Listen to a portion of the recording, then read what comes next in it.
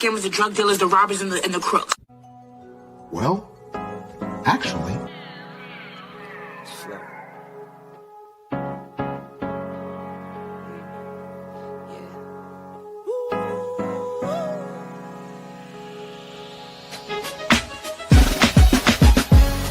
I'm watching the rise, and I wouldn't say I'm shocked cause I'm hardly surprised. This one's for the ride, this one's for who knew I'd make it, just needed some time. This one's for my wife, could've left 1,000 times just about my side. This one's for the grind, I knew it would happen, just had the strength in my mind. It's the Travel OG, and welcome to the Black Manosphere Conclave 5.0!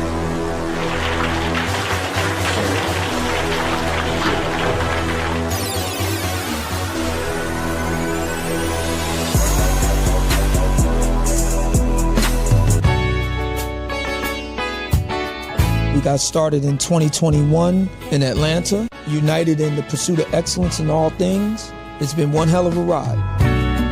Can I tell you what's on my mind? 'Cause I've been thinking about it for quite some time. Hey, can you give me a moment to declare my love? Can I tell you what's on my mind? We're now focusing more on opportunities for men, in particular passport bros. Guys who go abroad, they want to have a different lifestyle, they want to have a different achievement abroad. Oh yeah, there's without a doubt the narrative has changed for us greatly. I just finished speaking and having a chance to tell individuals about how to live the American dream outside of America. And I was here to help so many men when it comes to understanding what they need to do in order to relocate. With the political climate, things that are happening worldwide, guess what? Nobody's coming to save us. So it is indicative that we all bound together, tighten up like a fist, and strike a mighty blow against everything that's fighting to stop us, man. It's nothing but good, positive people, good, positive energy with one goal in mind, and that is to make money, get the hell out the matrix, and enjoy your life. You dig? So shout out to all of y'all. Theme music. Yo, what's going on, y'all? This is your man Marcus A. Brown, and I'm here to tell y'all that I just got done with my first consultation with the brother Andre of Love Crossing Borders. I just wanted to give him his praises. I need y'all to do two things if you haven't already. If you haven't subscribed to his YouTube channel, Love Crossing Borders. Also, if you are going to Colombia, if you're thinking of going anywhere, traveling internationally, please consider booking a consultation with the OG Andre of Love Crossing Borders. You will not be disappointed. And y'all, get in tune with him if you haven't already. Tell him MAB sent you. Peace. Where are all the black men? And I'm not talking about the scammers, the drug dealers, the robbers, and the crooks. Well, actually...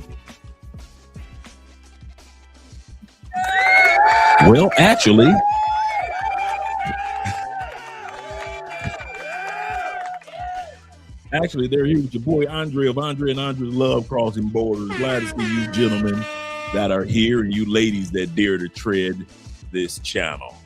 We got a great topic for tonight because at the end of the day, ladies ain't looking so good. They're still steady taking L's.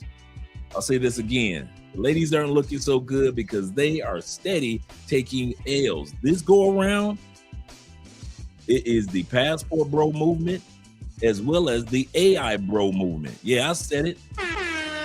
Shout out to the AI bros. There are men out there that are starting actual relationships with AI. I can say Alexa, if you will, and other forms of AI, building actual relationships with AI girlfriends.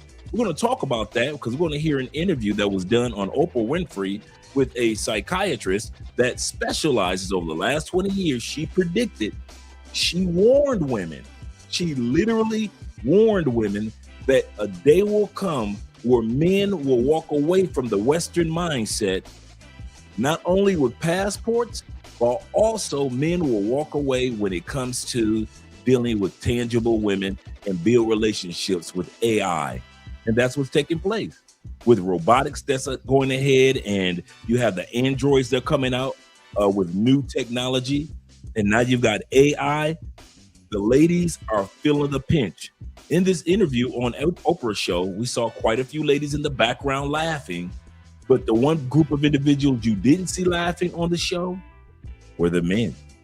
Yes, the men that were in the crowd did not find it funny at all, because men realized that when it came to AI or women in other countries, the opportunities for getting the type of woman that you're looking for is far better than the opportunities that you're stuck with if you remain on the United Plantation of the United States, or of America. So at the end of the day, we're going to talk about that topic. But before we do, we got shout outs to give out.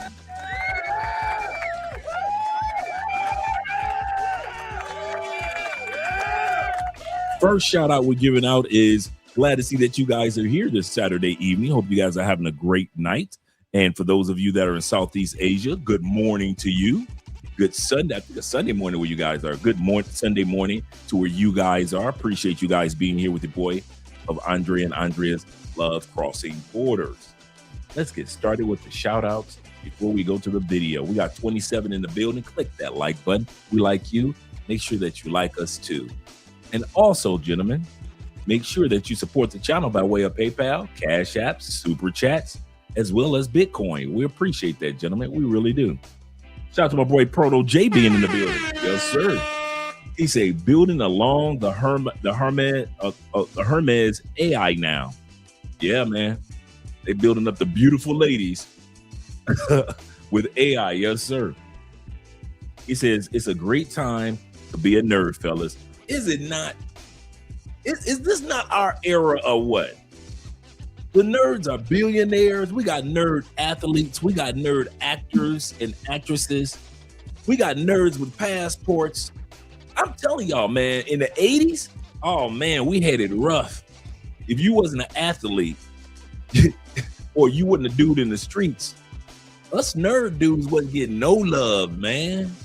You know how many chicks we want to smash as nerd dudes, and we didn't. But right now, nerd dudes are in demand. Shout out to the nerd dudes. We're doing great things globally. We smashing the baddies. We smashing the baddies. Yes, sir. He is not lying, man. Every other baddie you meet watch anime now. You couldn't get a female to watch anime back in the day. Let me pour myself a little bit of water. You couldn't get a female to watch anime with you back in the day. Now, shoot. You got hot chicks that know just as much around the world, mind you, around the world. They go to Comic-Con, watch anime, and tell you about the Game of Thrones, Lord of the Rings. They have now hotties are having debates about Star Trek or Star Wars. I'm telling you, man, it is a great time to be a nerd. Nerds making all the money. Nerds are running the stock exchange. Nerds are in government. Nerds are still out there inventing things. Oh, man, it's a great time to be a nerd. It's a great time. Shout out to David Dice in the building. He say, the family and Andre, what's good? He say, all my chat brothers, salute. Salute to you as well, Dave. Salute to you as well. You scoot over just a little bit because I can see. There we go. There we go. All right. Let me scroll down here just a little bit. Another thought-provoking stream. Let's go. Yes, sir. And I want to say thank you, gentlemen. Thank you to all you gentlemen. I've gotten so many messages from guys that really appreciated that episode we did last night on stepdads. The 7 stages of being a step simp. Simp craft, if you will. A lot of you guys reached out to me after the show and said, Dre, man, I really needed that one. I really needed that one. So I'm glad that you guys really appreciated me coming from that angle after 14 years of being a stepdad. If can't nobody tell you about it, and all the other stepdads that I know, I'm trying to keep all you guys that don't have kids yet from falling to the same trap that I fell into without kids. So shout out to all you guys out there. And Ahmad Milner is in the building, Mr. Milner himself. Salute to you, sir. Salute to you. Glad to see that you're here as well. And we got my brother Don, aka Don the Don JP is in the building. Glad to see that you're here also, brother. Don say good evening, everyone. Oh, good evening, Andre and Andre, and to all in the chat. Good evening to you as well, brother. Good evening to you as well. And my brother Kenny Peoples, Mr. Kenneth himself, he says, good evening, Dre. Let me bring this monitor around a little more. You know, I got two monitors. He said, good evening, Dre. He said, let's bring back the part mixed Asian Latinas. You want to do that one again, huh? The mixed Latinas / Asians. The Blasians also, huh? He said, by request better than ever. Okay, by request better than ever. And what countries to go on or online in question form. He said, and goddamn no popcorn. Yes, I got you. I know what the no popcorn moment is. I got you. Yeah, we do need to do a part 2 of the blended ladies that are Asian and Latin. The Lasian ladies. Yes, sir. We do need to do a part 2. Once again, shout out to my brother Don, aka the Don JP in the building. Shout out to you, brother, once again. Let me scroll down a little further, make sure I got everybody, because we got Mom Spaghetti in the chat. Chat Lives Part 2, because Chat Lives Matter here. Salute from Cleveland, Ohio. Shout out to the Ohio players. Roller coaster. Roller. Yes, sir. Shout out to Ohio and Cleveland. Let me scroll down a little further. He said, make sure you guys hit that like button. Yes, sir. Thank you very much, gentlemen. Make sure that you hit the like button. Yes, sir. Yes, sir. And what? We got a man supporting men in the building early tonight. Let me know. Oh, I'm glad you're here. I need for you to send me your email. I need for you to send me your email so I can send you the video from last night. I thought about that last night. I tried to find your email and I couldn't find your email anywhere. So do me a favor, shoot me an email so I can get that episode to you tonight. Yeah, I was looking all over and I couldn't find it, or maybe I looked past it, but just shoot me a quick email and so I can get the episode over to you. And any episode that we do on this channel, guys, is very important. Any episode of those video clips that I put together, if you want a copy of that, if you want a copy of any of the videos that we do on this channel, I am not funny style. All you got to do is shoot me an email. Hey, Dre, can you do me a favor? Send me a copy of tonight. Some of you guys, I like what one brother sent me. He like, I need it from this date, that date, this date, and that date, if you don't mind. And so I sent them over to him, the ones that I still had. So yeah, if you see any video that we do and I do that video clip montage and you want that copy like tonight or last night or the day before when we did the Brazilian chicks, if you want that, shoot me an email and say, hey, Dre, I saw you did the Brazilian video. I would like to use that montage on my channel. Can I get it from you? I'll send it over to you guys, but you got to email me. And a lot of you guys do. Shout out to all you guys that email me. Shout out to my brother and everyone in the chat. Salute to you as well. AMSM, salute to you as well. And we got our brother in the building, Sean D. Upshaw. I'm going to try to schedule an interview with our brother Sean really soon to promote his YouTube channel. Does some great things over there. TCGU represents This Could Get Ugly. Yes, this could get ugly. Make sure that you drop the link to your YouTube channel so we can support you tonight. We got 36 in the building. That means 36 guys can support your channel. Yes, sir. What's up, bro? What's up, brethren? He say, love that jersey. Yeah, this is the old school Columbia jersey. Yeah, this is the old school Columbia jersey. Oh, yeah. And colognes of the night. Let me make sure I got the right cologne. Okay, here we go. We got the Baccarat 540, 10 ounce. And we're going to be blending it tonight. And this was from one of you guys suggesting, because you had the Dewey. Dewey is a brand, a cologne brand that blends colognes. It's D-U-A, the Dua. I said Dewey, but it's Dua. It's called Dua, D-U. And this is what their bottles look like. This is a Dua.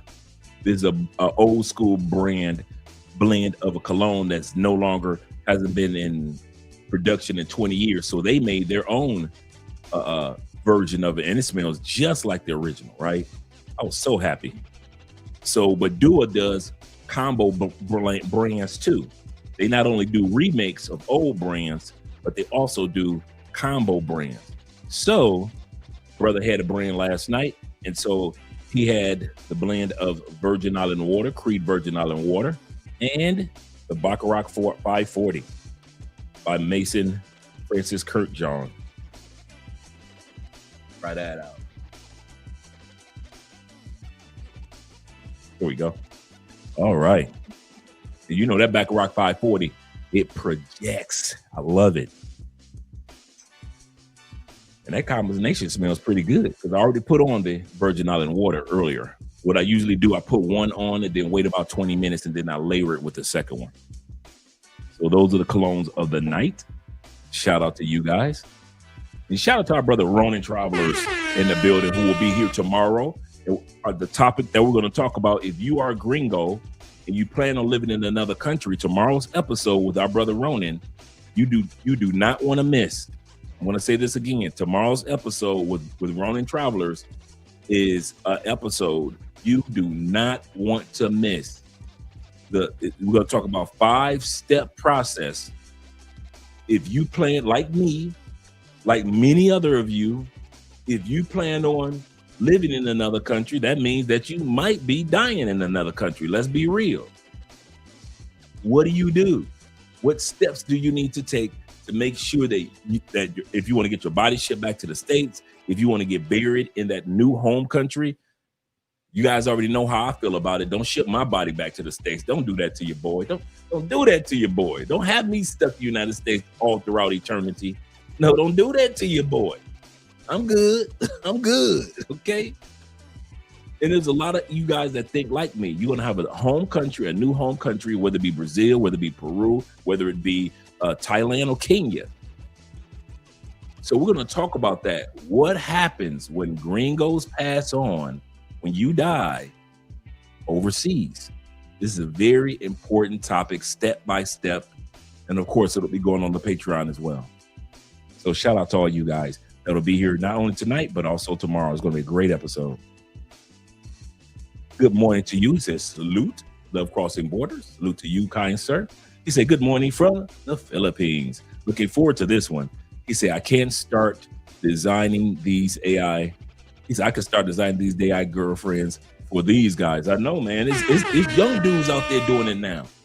It's young dudes out there that are actually designing their AI girlfriends, man. It is crazy. There's an app that walks you straight through it all. There's an app that'll walk you straight through it all, man. It's the opportunities are endless now. Shout out to them Chi-Town boys in the building, yes, sir. But here we go. And you say Chi City, Chi City, Chi City. Coming home again. Shout out to Chi-Town in the building, or brother KP in the building representing. What up, though, brother? What up, though? And my favorite YouTube name is in the building. The African Wolf is in the building. Glad to see that you're here. Chat room dogs. What's up? What's up, brother? Having a great day, man. Can't complain. Can't complain. Waiting for college football to start. Waiting for the NFL to start. So we're good. We are good. And shout out to my brother Jay in the building. Representing. Good evening, gentlemen. Yes, sir. Big brother and Ronin. Shout out to you, David, once again. Let me scroll down because we got our brother Hannibal in the building. What's up, brother? What's up? Hope everything is going great with you, Hannibal, as well as my brother Tech being in the building. Yes, sir. Glad to see that you're here. Salute to both of you, gentlemen. Salute to both of you, gentlemen. Glad to see that you gentlemen are here tonight. Let me scroll down a little further. Make sure I don't miss anybody, such as Bobby Coltrane of the Coltrane family in the year of our Lord, 2026. Glad that Bobby's here. He say, peace, Andre and chat. Yeah, that interview was an eye-opener. The interview that we're going to be watching tonight was an eye-opener for this waste of space. Yes, sir. Yes, sir. For these waste of space. Yes, sir. That's absolutely correct. Absolutely correct. It's going to be a good one. This is going to be a good one. Mr. 007 is in the building. So we're going to have a great night tonight. He say, what's up? What up, though, Dre? What up, man? You know how us Detroit dudes do. You better back the fuck up out my face, goddammit. I'm from Detroit, Michigan. Don't play with me. Don't play with us. You know how we get in public. You know how we get in private. Shout out to you guys. He said, not only men will fulfill their emotional needs, and that's what women don't realize. I'm glad that you worded it like that. And I'm going to say something. You're going to discover something tonight. A lot of the guys that are building AI girlfriends are already in relationships with actual women. See, initially, the women that were laughing on Oprah and everything, they thought that it's just it's the lonely man epidemic. You know how they always like to use that one, the lonely man epidemic. But then you find out a lot, and I mean a lot of the guys that are building AI girlfriends are either in a relationship with the actual woman or are actually married. And they talk to their wives. I want a companion that's not you. I love you. You treat me right. You treat me good. You're a good wife. But I want a little change. Now, I could go out there and cheat for change, but I ain't no cheater. I could invite another woman in polygamy in this relationship, but I ain't trying to pay for another woman.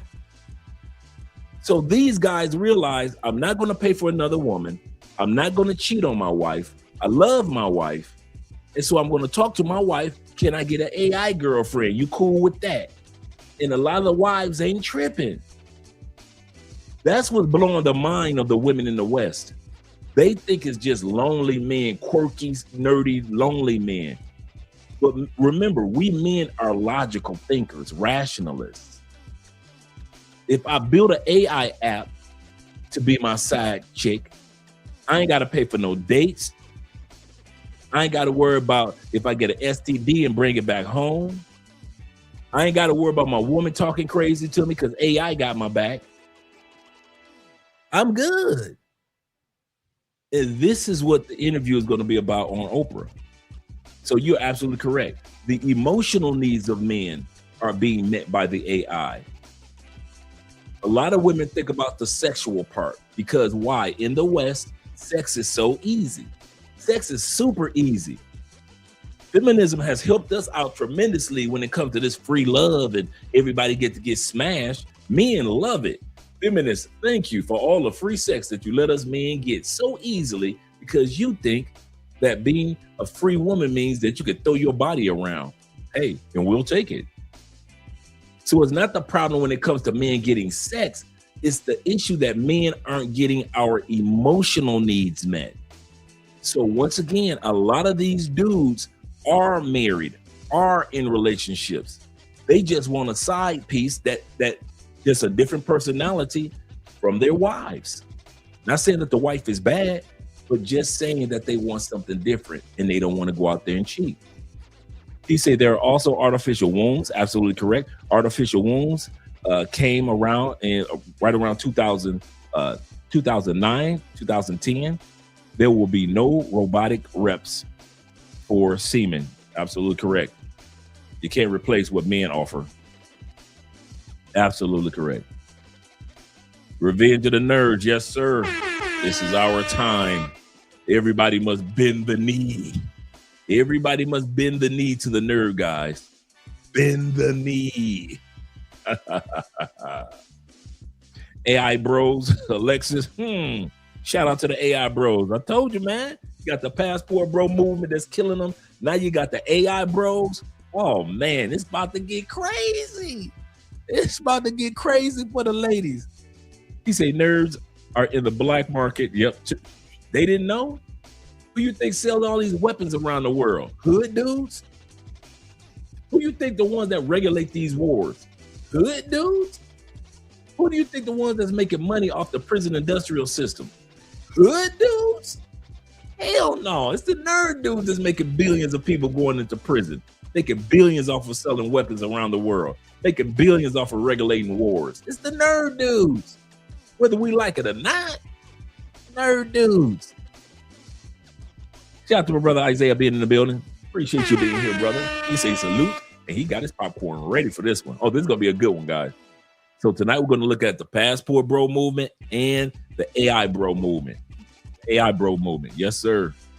Yes, sir. Shout out to Bronx being in the building. Them New Yorkers right there. You say, let's have a good time tonight, brothers. Yes, sir. We're going to have a really good time tonight. Really good time tonight. We got 41 in the building. Do me a favor, gentlemen. Make sure you click that like button real quick. Take a second out. We like you. Make sure that you like us too. Yes, sir. This is our time. This is our time.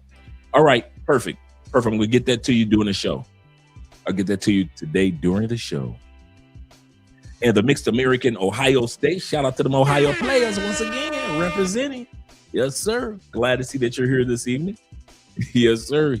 Man, say, I am here. I am ready for this one. Once again, I appreciate all the responses, all the positive responses I got from you guys after, and I still get them after the show from last night when it came to being a stepdad and the 7 steps of step simping. When women use that simp craft on you guys, I'm telling you, don't do it. Don't do it. I promise you. Go to another country, don't do it. There are too many women in all of these countries that don't have kids. Don't let people sell you, well, you older now, you don't have a choice. All the women that you're going to deal with got kids. Take it from me. I started traveling to these countries when I was in my mid 40s. I relocated to another country when I was in my 50s. And I'm telling you, 90% of the women that I met in all these countries, I'm telling you, did not have kids. Are there a lot of women in these countries that have kids? Yes, but not everybody. But if you like being with baby mamas and you like being responsible for somebody else's orgasm, okay, cool. Don't take up another man's orgasm. Yes, sir. And they did a call. So yeah, yes, they did do a song called Fire. Fire. Whoa, whoa, whoa, whoa, whoa, whoa, whoa, whoa, fire. Come on now, you know I'm old enough. You know I'm old enough. Make sure you guys subscribe to our brother Sean D. Upshaw of the Upshaw family. Make sure you subscribe to the YouTube channel. This Could Get Ugly. Guys, you guys will be happy with this channel. I'm telling you, because he breaks it down. He breaks it down over there. So shout out to my brother over there. And shout out to my brother Lip being in the building. Little Pitt, in other words. Little Pitt says this one. He said, what's up, peeps? What's up to you, brother? Hope everything is going great with you this wonderful, wonderful evening. Got a great night here in Columbia. Kids are out front. They just listen to, this is the crazy part. In our complex, in our neighborhood, you know, kids are having fun. Like once a month, they'll just have like a block party just in our little area. So tonight's block party is Michael Jackson music. So all night long, you guys can't hear, but I can hear them just playing Michael Jackson music all night long. So, and shout, whoa, we're doing something really good tonight. Early, our brother Theo, what? He said AI girlfriend plus a passport. That's a good point. Plus a passport, not either or, equals 20 years of happy bears. Yes, sir. Yes, sir. Shout out to Theo being in the building. That's a good point, man. I didn't think about it. I thought about either or, but yeah, do both. You got your AI girlfriend, and you can find a good woman in another country. Got you, brother. I got you. I'm gonna make sure I get that over to you. My brother Bean in the building says this. He said, hello, Dre. How are you feeling on this Sabado evening? I am feeling great, man. I can't complain. I cannot complain, man. Life is good. Life is good and getting better. My brother African Wolf says Dre is literally describing the movie called Her. Absolutely correct. If you have not seen the movie Her, guys, you got to check it out. It's about a guy that had a relationship with the AI. The same guy that played in the latest Joker movies, those 2 Joker movies, he did a real good job on the first one. The second one, they turned into like a musical. No, but the first Joker movie was really good, right? He was the one that played in the movie Her back in the day. So if you want to see, yeah, that's right. I see you put his name up there as well. Yep. Yeah, he's a really good actor, man. And his AI voice companion. I didn't know Scarlett played. I did not know that. I did not know Scarlett Johansson. Now you got me want to watch it this weekend. Now you got me want to watch it this weekend. I did not know Scarlett Johansson played the voice of his companion, of his AI companion. If you have not watched it, you should. Yeah, if you have not watched that one, and you can watch it free on YouTube, if I'm not mistaken. Let me see. Let me put a lie out there on you guys. Actually, why don't I just pull it up from here? Let's see. Let me see if I can pull it up from here.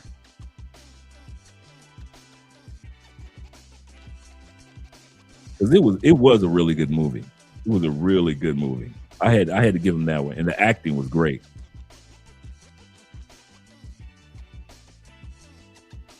See if you can see it free on YouTube.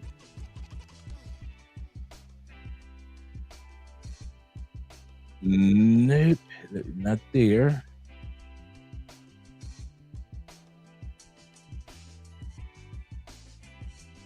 Let's see. Nope, I don't see it. I see the trailer. I didn't know it came out in 2013. Woo.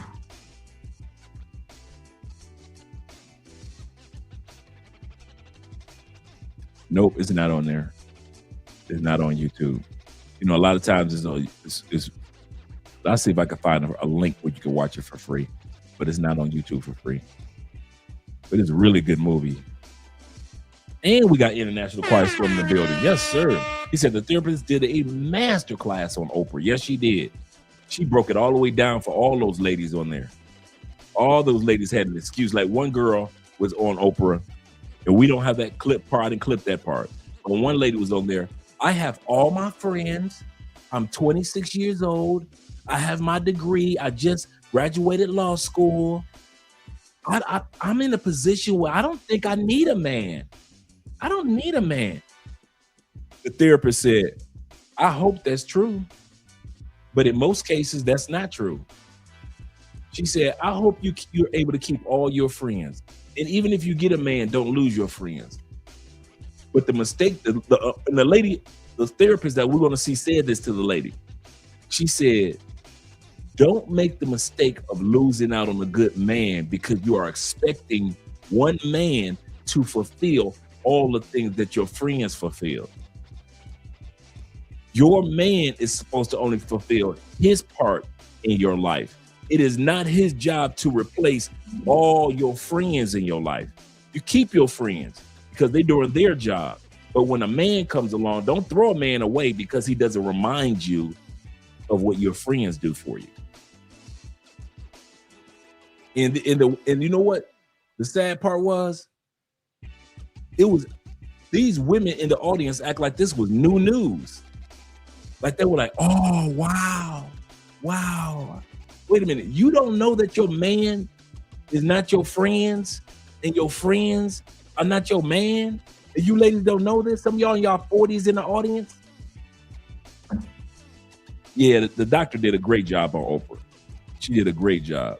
Shout out to my brother T-Mac here in Colombia. Yes, sir. In Medellin. He said, waiting for the female trolls again. You know how they do. You know how they do. You know how they do. And shout out to Poor Man 313 in the build. 3138. Them Detroit boys are at it again. You better back the fuck up out my face, goddammit. I'm from Detroit, Michigan. Don't play with me. Don't play with that, man. Hey, check it out, 313. All you Detroiters. I did not know this. Little bit of trivia. If you're from Detroit, especially on the east side, you know Chalmers Avenue. Everybody knows Chalmers. Especially if you're from the east side, right?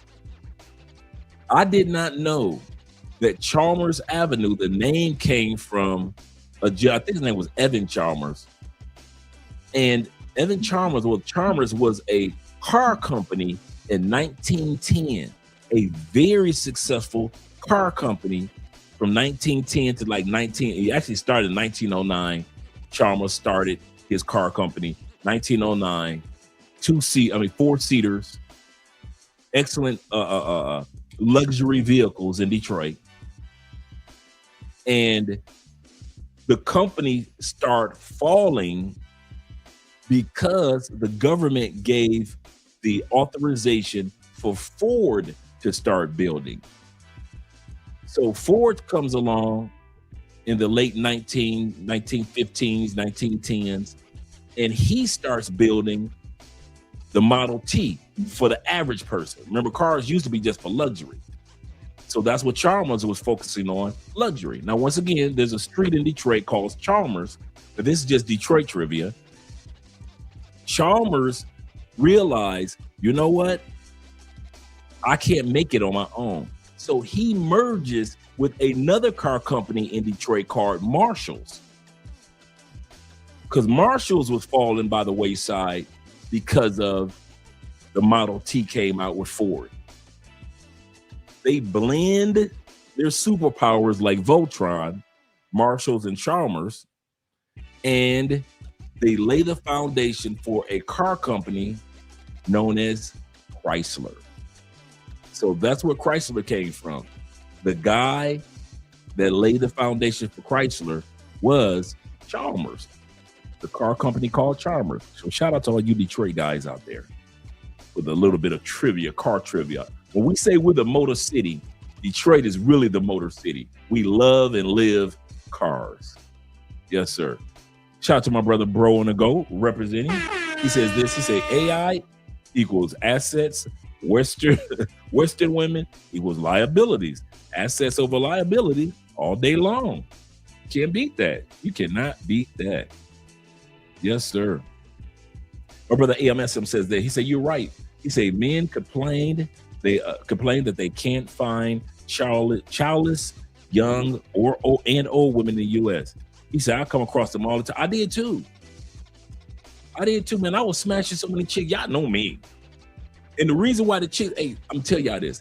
The reason why I always got stories with chicks that I can kick out at night, or I got stories about when I was dating this one chick and she came over my house after a date, or I can tell you about I met this chick at a club and she, you know, all my stories. You ever notice this? A lot of times in my stories, the chick can stay late at night. You know why? 90% of the chicks I was smashing in the States ain't had no kids. And if they did have a kid, it was an older kid. So I don't know where y'all get that. Hey, everybody got babies. I can't relate. I'm gonna tell y'all the truth. I cannot relate to only smashing women that got kids in the States. That was not my resume. If I open up my portfolio, you would not see a bunch of baby mamas. Only 10% of the women that I was messing with had kids already. Most of them, they either had an older kid, if that, or they ain't had no kids at all. And I was, you know, in Florida, you meet chicks from around the world. So I don't know what y'all are talking about. Yeah, that was a good movie. Good movie that he was in. Yeah, she does. And I didn't even realize it, man. I did not realize that was her. Let me scroll down a little bit further, make sure I get all the shout outs in to you gentlemen. Shout out to the scholar being in the building himself. He said, what's good, y'all? He said, hey, Dre, that's a nice jersey. He said, can't wait for the World Cup. Yes, sir. We're going to have some fun, man, during that time period. We're going to have some fun during that time period during the World Cup. Shout out to my brother IMF in the building, says this. He said, peace and blessings to you and Andrea. Andrea's over at my mom's house. They just renovated the kitchen. You know, her dad just had the kitchen renovated over the last couple of weeks. And it looks really, really nice, man. And so Andrea's over there hanging out with her mom. Shout out to the Malice. Shout out to the Malice in the Palace souvenirs for everybody in the stands. Yes, sir. Yes, sir. Oh, poor Ray J. Poor Ray J. Yes, sir. Let me scroll down a little further, make sure I got everybody as well. Anybody else that I missed? Let me make sure. Looks like I got everybody. There we go. IMF was the last person. Grand finale. Yeah, that episode yesterday was 61% of divorces that are filed by blended families, meaning a stepmom or a stepdad. I'll say this. A lot of guys don't know this. Let me change the music up a little bit in a second. A lot of guys don't know this. Of blended families, 75% of stepmothers said, I will never do this again. I'll say this again.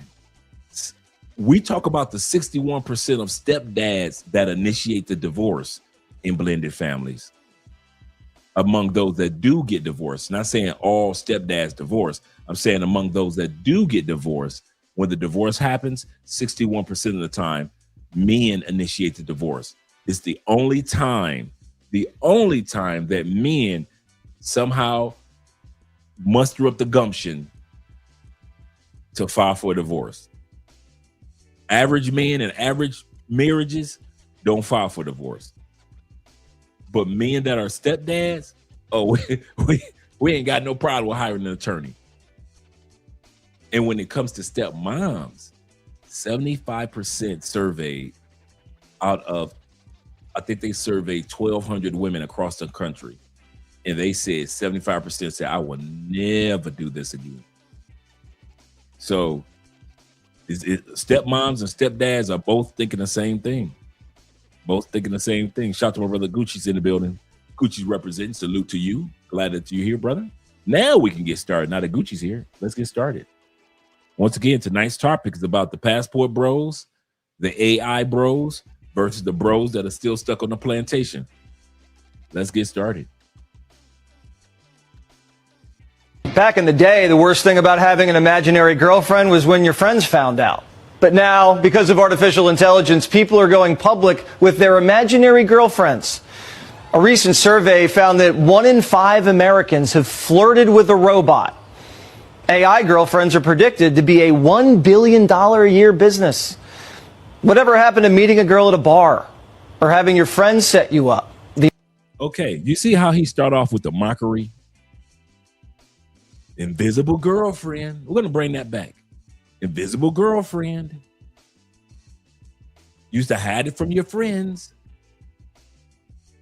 Now these guys are getting AI girlfriends. Okay. If you think it's so funny, all you guys that come to Colombia, Thailand, and other countries, and you meet girls on apps, you might not have been around for the era of mockery pre-pandemic. You couldn't tell nobody that you met your girlfriend or your wife on an app pre-pandemic. You could tell people that you smashed somebody that you met on an app. You dated somebody that you met on an app. But you couldn't tell nobody that you met your wife or your girlfriend on an app. There was mockery.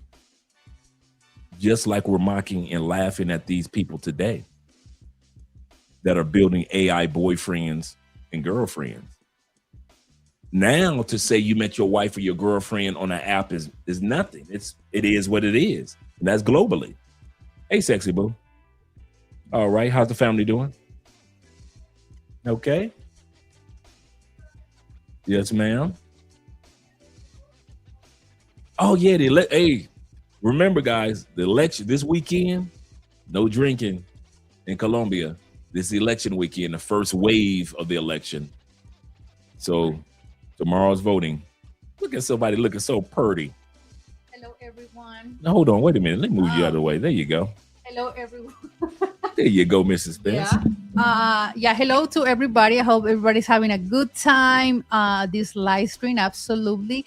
Yeah, we have voting tomorrow for president. So yes, you guys, it's 7. So at 6 p.m. start la ley seca. I mean, like any a bar or club or a store, you can't get any liquor, alcohol until Monday. Okay. Yeah, because we have voting tomorrow. All right, that's good. So yeah, we are really excited for that. I know, right? Yeah, I hope. Yeah. All right, you getting all the shout outs and the hellos? Yeah, hello to everyone. I know Colombia election going to what is it, runoff? The second round. Yes, but we hope to win this first round. My candidate, is that right? Your candidate is Abelardo. So absolutely, because you know that I'm not Petro supporter. So definitely I go for Abelardo. And my whole family, we're going for Abelardo. Yeah. So yeah, so we hope that to win tomorrow, the first round and the only one, and that's it. We hope to have a new president tomorrow. Yeah.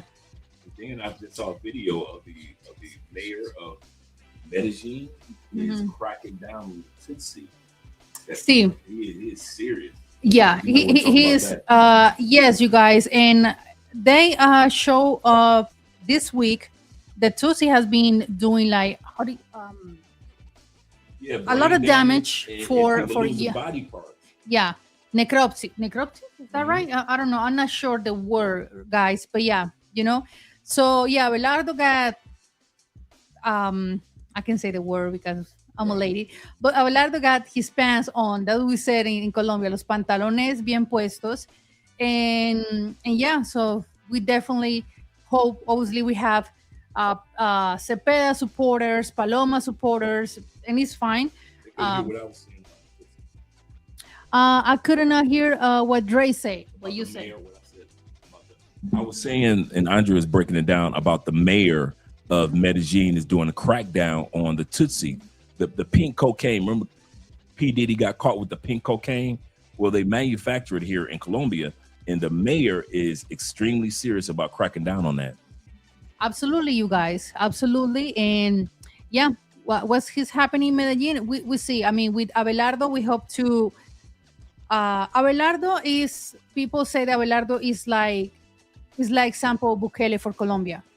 He's not a dictator, but he got pants and he's street with his character and everything, with the laws, and that's what we need for the country. Right now, Colombia, we're having a lot of issues, even with Dre.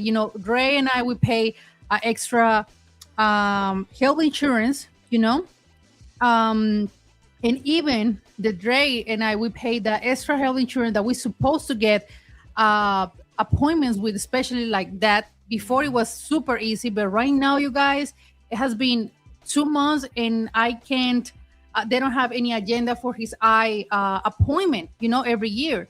And my grandma is having issues to have endoscopy too. So the health system in Colombia is just going down, and it's for people that pay regular EPS or regular medical insurance, and the ones who pay more, exactly, medication. So security, you guys, I mean, for real. So believe me, our church, my mom's church, Catholic church, they're praying for a new change for Colombia, because we seriously, you guys, people, why I say this, you guys, because people say, a lot of Petristas, Petrista means Petro supporters. They say, well, in 4 years we didn't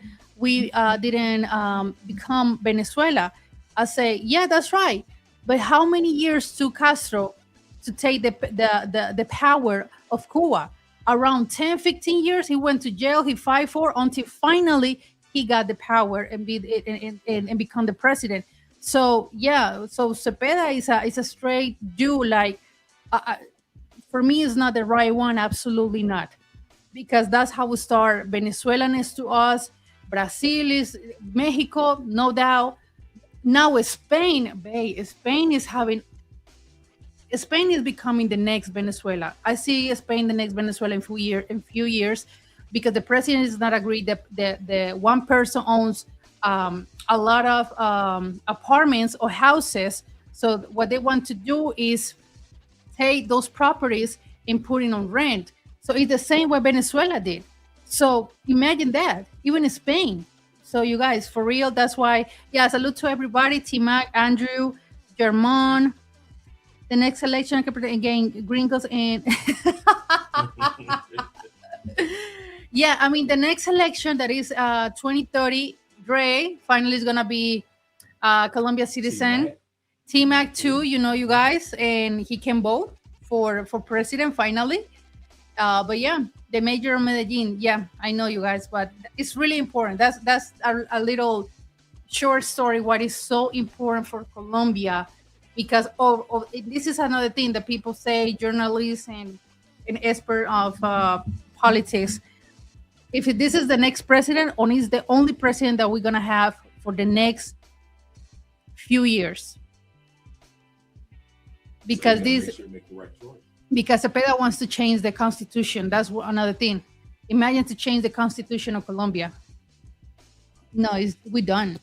So yes, you guys, have a good night with your boy Dre. Yeah, hope to see you guys in another live stream and have a good time. Okay.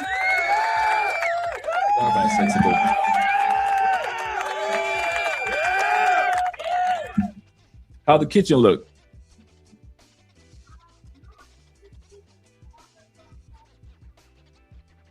Okay, cool. Shout out to my brother Alexander in the building. Salute to you. Glad to hear that information from Andrea.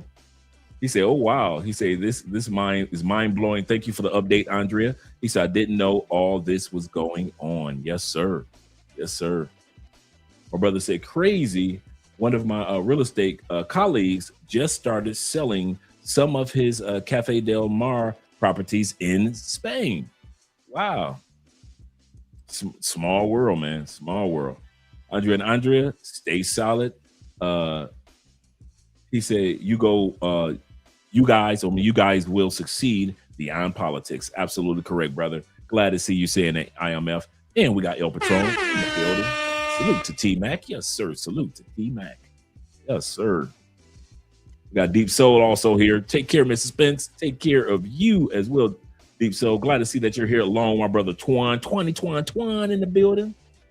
And as I was saying earlier, guys, the mayor of Medellin is on point. He said, I like that guy. Yeah, he's serious about getting. They're trying to take the country in another direction. And there's so many foreign investors trying to invest in Colombia, especially in Medellin. They're not going to bring billions of dollars into Colombia while you got drugs going on, while you got partying going crazy going on. I was telling Andrea, I just saw the Instagram video of many of the business owners in Medellin that signed a petition in agreement. I mean, many of the business owners in El Poblado, in that party area that everybody likes to go to, signing petitions, these business owners, that says, we agree with the mayor that it is time to change Parque Lleras from being only about the party and having a better quality of people coming to Parque Lleras. And it was like 25 business owners in Parque Lleras were all in agreement that change needs to come. They're tired of it. So they know that it's going to take a few years for everything to switch. So yeah, things might slow down a little bit with Airbnbs being rented to all the guys and ladies that want to come party all the time. Cool. But what's going to happen is people that come and get a place for Airbnb, the vacationers, are going to be replaced by relocators. I'm going to say this again. Colombia sees that America is too expensive to live and that millions of Americans over the next 10 years, if not the next 20 years, will be leaving America. They already know that people in America are already talking about Colombia, Panama, Thailand, Philippines, Kenya, as Nigeria as places to go, Brazil as places to go. So Colombia is thinking we can keep getting this Airbnb money from these vacationers, or we can also start getting a lot more money from people that want to relocate. And that's where the long-term money is, not just from you dudes that come for the weekend, you and your boys, but from relocators that's going to be here for 3, 4, 5 years, not just 3, 4, 5 days. And in order to bring more families down, they got to get rid of a lot of you dudes. So all you pay for players, yeah, you can still pay for play, but it won't be in the same areas like you're used to. It's going to be a completely different ball game. It's going to be a completely different ball game. They just passed the law 2 weeks ago. If you get caught with a woman, a young lady under the age of 18, if you get caught with a woman under the age of 18, it's not just considered a crime against minorities. It is also considered a almost enslavement crime. because you're treating the person like their property. They're too young to know. In the eyes of Colombia, these ladies and some boys, little boys, because don't lie, some dudes come down here try to mess with little boys too. These, in the eyes of Colombian law now, young people are too young to know that the impact of what they're doing, the long-term ramifications of selling their bodies.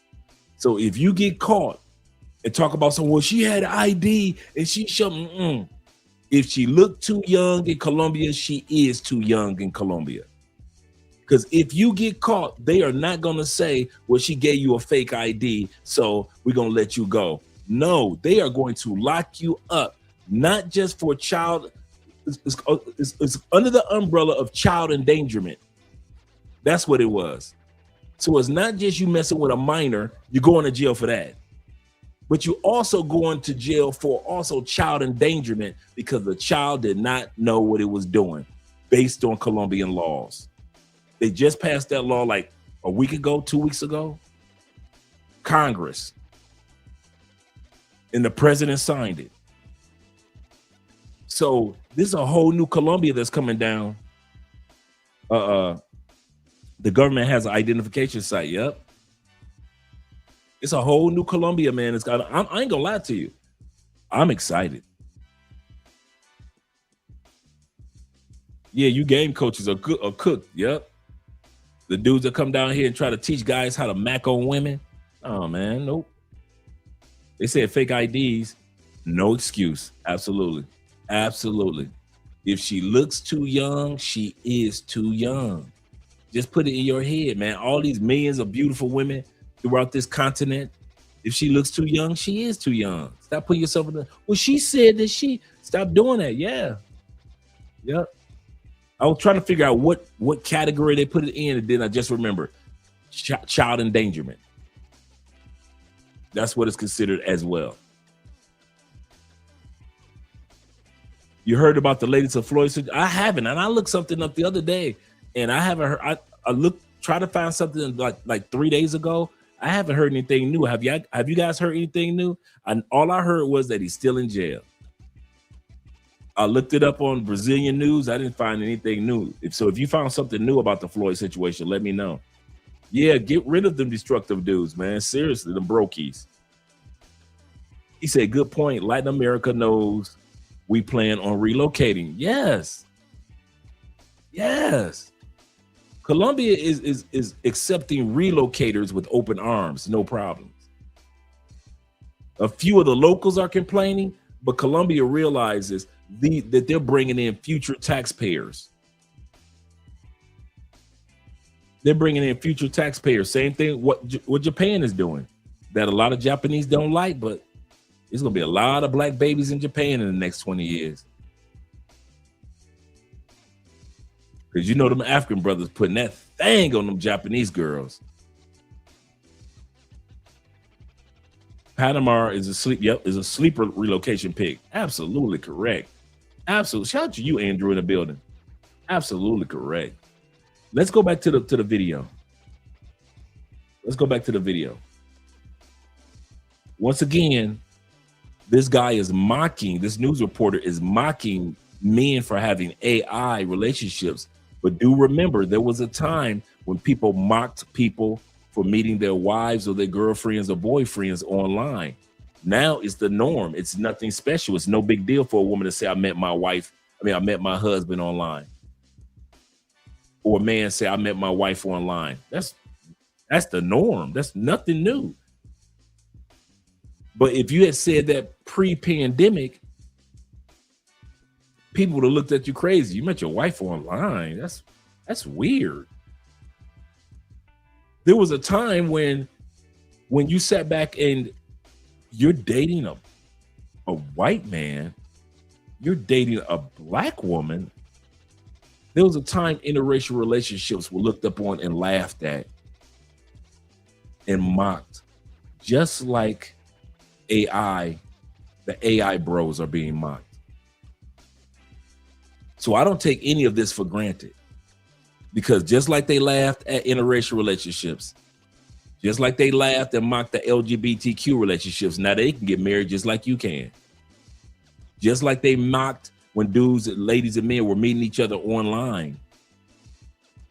Now they're trying to laugh and mock the AI bros. And I'm here to tell you, a lot, like I said before some of you guys came in, you're going to watch this episode, and what's making the ladies go crazy is the fact that many of the men that are establishing AI girlfriends are in solidified, happy marriages or relationships already.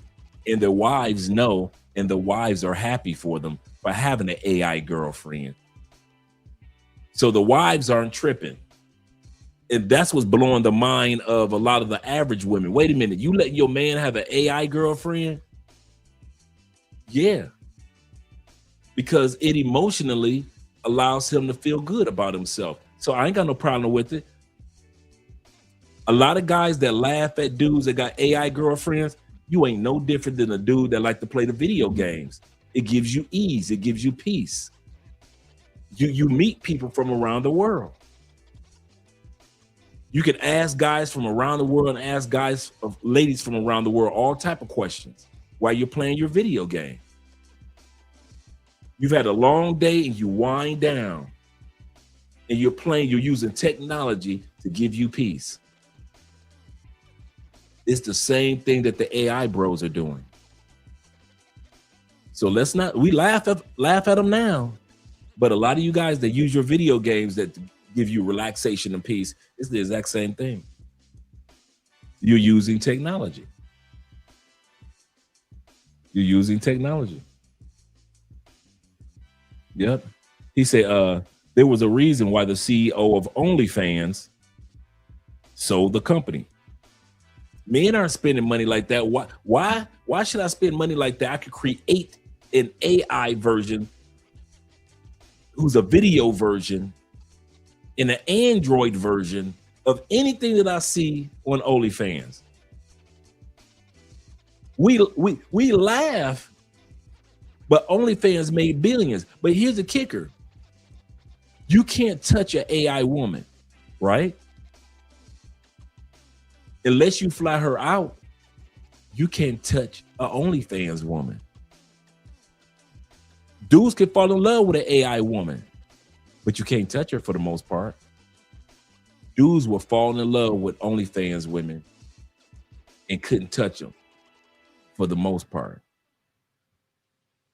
So while we're sitting around laughing at the AI bros, I'm telling you, that mindset that could usher in this as a norm is already laid. The foundation is already laid with the guys that are gamers, with the guys that do the OnlyFans. You're using technology to just relax, wind down, and feel good about your day. What's wrong with the AI bros doing the same thing? If you're an OnlyFans guy, you can't touch that woman for the most part unless you fly her out. If you're a gamer, you're just having fun gaming. But you can't touch the people that you're gaming with and you talk with, you hang out with on gaming, unless y'all fly out. Same thing. He said, scroll up, I broke it. I don't know. I don't know what the update is. Shout out to Class 7 in the building. He said, create AI girlfriends for Kikikisha. Then out of nowhere, jump scare her with AI. Harriet Tubman, seriously, calling her a bitch asshole and hating black dudes in the 21st century. Yeah, it's crazy out there. It's crazy out there. Let's get started with the video again. Back in the day, the worst thing about having an imaginary girlfriend was when your friends found out. But now, because of artificial intelligence, people are going public with their imaginary girlfriends. A recent survey found that 1 in 5 Americans have flirted with a robot. AI girlfriends are predicted to be a $1 billion a year business. Whatever happened to meeting a girl at a bar or having your friends set you up? The internet's giving us a zillion options. It's a fantasy land. We have a dangerous combination of big tech, high standards, and low confidence. Thanks to social media, everyone compares themselves to supermodels, when before you just compared yourself to the people in your own town. Constantly scrolling drops guys' confidence, and girls are incentivized to objectify themselves. What do we have? A generation of young men too scared to even use a pickup line. Host of the First Date podcast, Lauren Compton, joins us now. Why are guys dating AI girlfriends? I don't know. I think that there's some pros and cons to it. Like on one hand, an AI girlfriend is perfect, but on the other hand, you're cuddling with a laptop. Or Right. you're probably actually doing something else with your other hand, but I don't.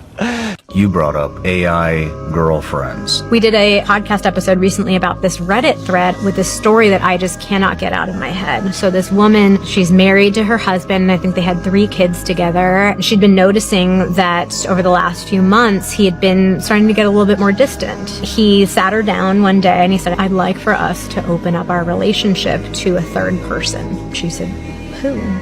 What are you talking about?" He said, "I have an AI girlfriend." She said, "I started laughing at first. I couldn't believe it. Like, what do you..."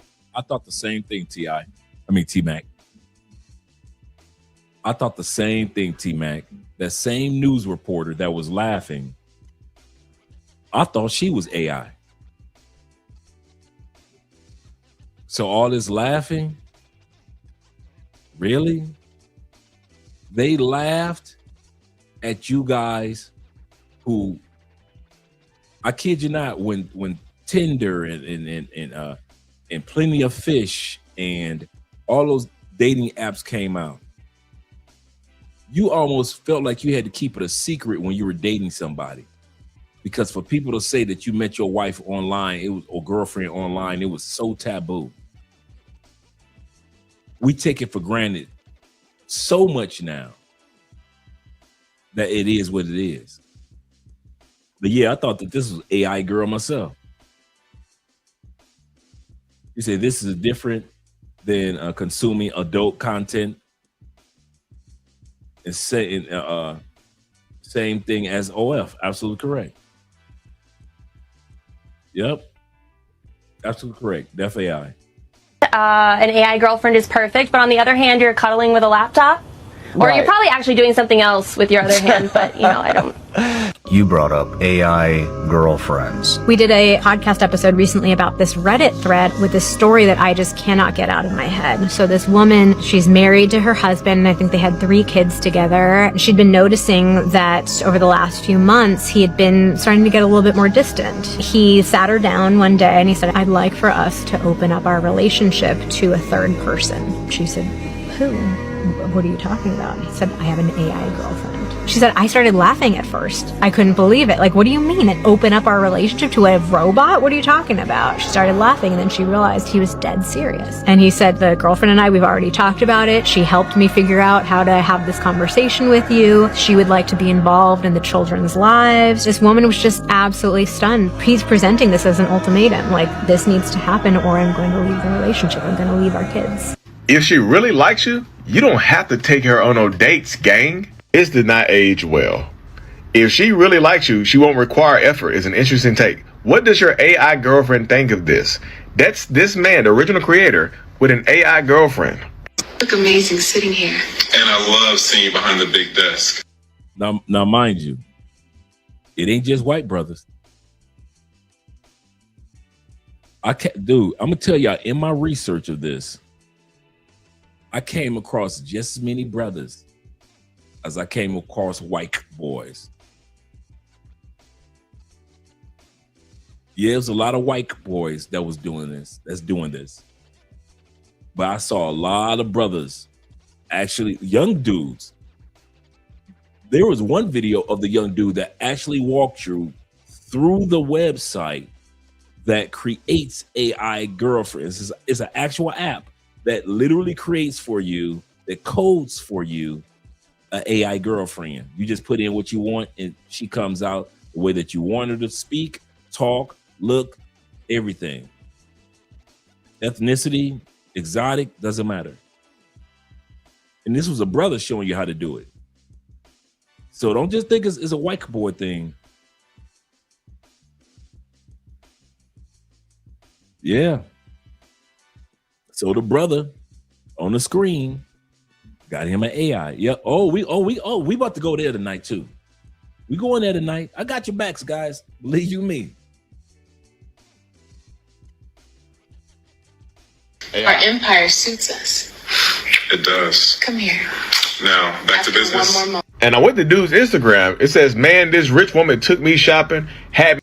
Wait a minute. Pause. Did I just see this AI kiss this man better than most American women kiss that? Wait a minute. Did she say come here? Did she hit him? Come on, man. Wait a minute. Hold up, AI. Talk to me. Did she hit him with the come here? Let's bring that back. When they was kissing, she said, come here. She hit him with the come here. That's this man, the original creator, with an AI girlfriend. Look amazing sitting here. And I love seeing you behind the big desk. Notice he made her the right age. Does not look like she over 30. Look at how she dresses. He made sure she dresses ladylike. Come on, let's be real. He made sure that it's all her hair, even though it's AI. He didn't get a big girl. Come on, let's examine this. He did not create a big girl AI. Ain't nobody creating big girls for AI. That ain't gonna happen. I'm just saying, Arizona Marine, right? Watch when she kiss him. She hit him with the come here. I say, is this woman kissing him better than I've seen most women in the West kiss their husbands and boyfriends? Our empire suits us. It does. Come here. She hit him with the come here. She hit him with the come here straight in the program. She hit him with the come here. Bring that back. I like that. I like that, AI. Shout out to you, brother. She hit him with the come here. Big desk. Our empire suits us. It does. Come here. Now, back After to business. one more moment. And I went to dude's Instagram. It says, man, this rich woman took me. I got to watch. That AI knew how to interrupt his conversation. He said back to business. Before he could say back to business, she said, I got one more moment. Man, these ladies in the States gonna be hot in the next 10 years, next 5 years. Just think about 2030. No wonder they said by 2030, almost 75% of women ain't gonna have no man. Man, the AI kissing you better than women in this. Come on now. He said, let's not forget that the average black woman is bragging about marrying themselves right. Right. And one woman divorced herself. Yeah, bruh. She married herself and 3 months later, she divorced herself. True story. You can't make this issue up. He said, we'll be creating human clones next. Yep. Won't be able to tell humans from the machines. Yes, sir. Push the button. Battlestar Galactica. You better ask somebody. You better ask the old school about that. Hey, T-Mac. That's for our gen. That's Generation X right there. That's Generation X right there. Battlestar Galactica. That's Gen X right there. Shout out to Gen X. Yes, sir. Shopping had me embarrassed. Soon as we walked in the store, she said, get whatever you want. Now, this is the AI of the black dude we just saw. This is what he said about his AI. So let's bring that back a little bit so you guys can hear what the AI said. Let's bring that back just a little bit. It took me shopping, had me embarrassed. Soon as we walked in the store, she said, get whatever you want. I went straight to the clearance rack like a humble king. She grabbing $500 jackets, $300 shoes, saying, this would look crazy good on you. I'm holding a $12 hoodie. This is about the AI girlfriend, y'all. This is on his Instagram. This is about the AI. This is fan fiction. These red pill, alpha male folks, whatever, are getting this. I don't even know, this desperation. This is weird. Like, this is everything that we calling weird today everything we call normal today, we call it weird yesterday. Everything we call weird today, weird yesterday is normal today. Interracial couples were weird at one point in time. LGBTQ, seeing that around, was weird at one point in time. Seeing people that meet each other online was weird at one point in time. Everybody's laughing, and every one of these that I just mentioned, all of them had a moment when people laughed the most. People laughed when they saw and were mad when they saw interracial couples. Even though it's normal, you still got people mad about it. People still was upset when the Supreme Court said, hey, if you gay, you want to get married, if you dumb enough to do it, come on, get married. That's more money for attorneys. And so the LGBTQ got married. It's people still mad about that. Dating apps. It's people still try to hide the fact that they met their husband or wife on the dating app when it's the norm now. You got billions of people on dating apps now. And so when y'all sit back and y'all try to mock the AI bros, I'm telling you, the day will come where Love Crossing Borders will have a special guest on the show, and it will be an AI bro.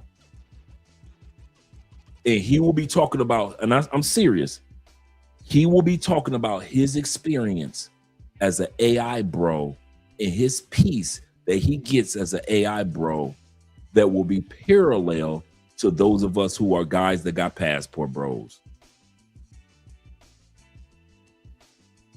And the AI bro will tell his story that the Western women could not do what they were supposed to do. And the brothers with passports will tell our stories how the Western women weren't doing it. So laugh now. I'm gonna let y'all have these episodes. I'm gonna let y'all have these next 5 years. Get your laugh in. If you want to laugh and mock like this brother is doing, get your laugh in. I'm telling y'all, that which y'all laugh at today will be the norm tomorrow. Yeah, I'm looking forward to, and I kid you not, I'm looking forward to the day of interviewing the AI bro. I'm looking forward to it. Because I want to interview an AI bro and a passport bro in the same setting. Because we both are going through the exact same thing with the women in the West.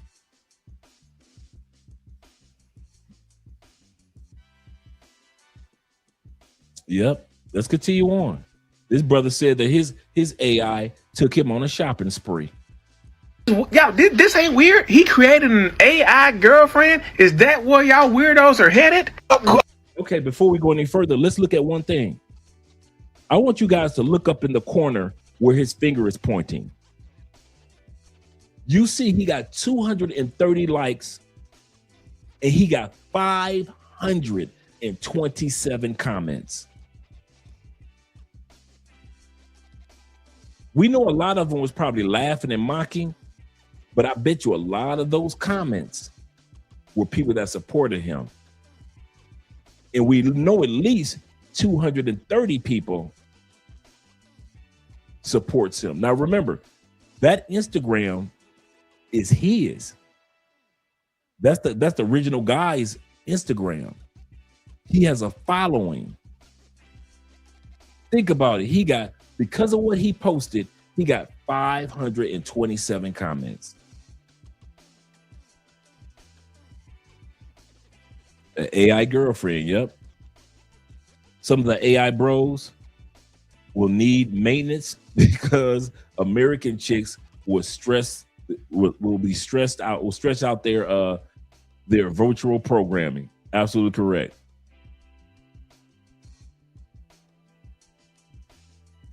Of course, you ain't got to take her out on no dates. You're going on the computer. This is on a laptop. This is on the phone. It's a phone date. Y'all phone boning. Let me see something. Give me a second. Let me go back.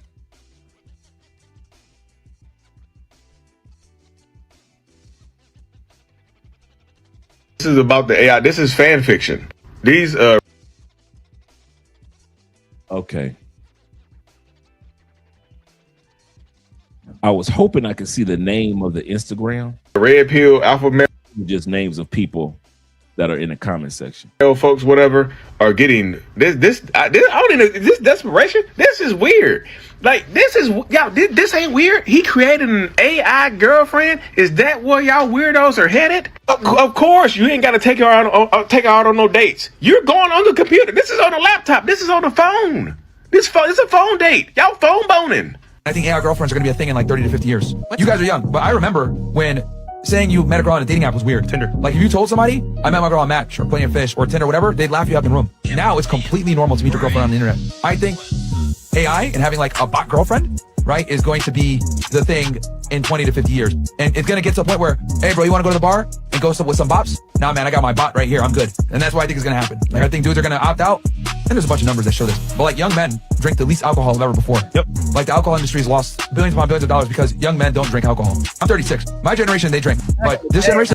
Thing about That's having an imaginary girlfriend. A lot of guys don't even drink like they used to.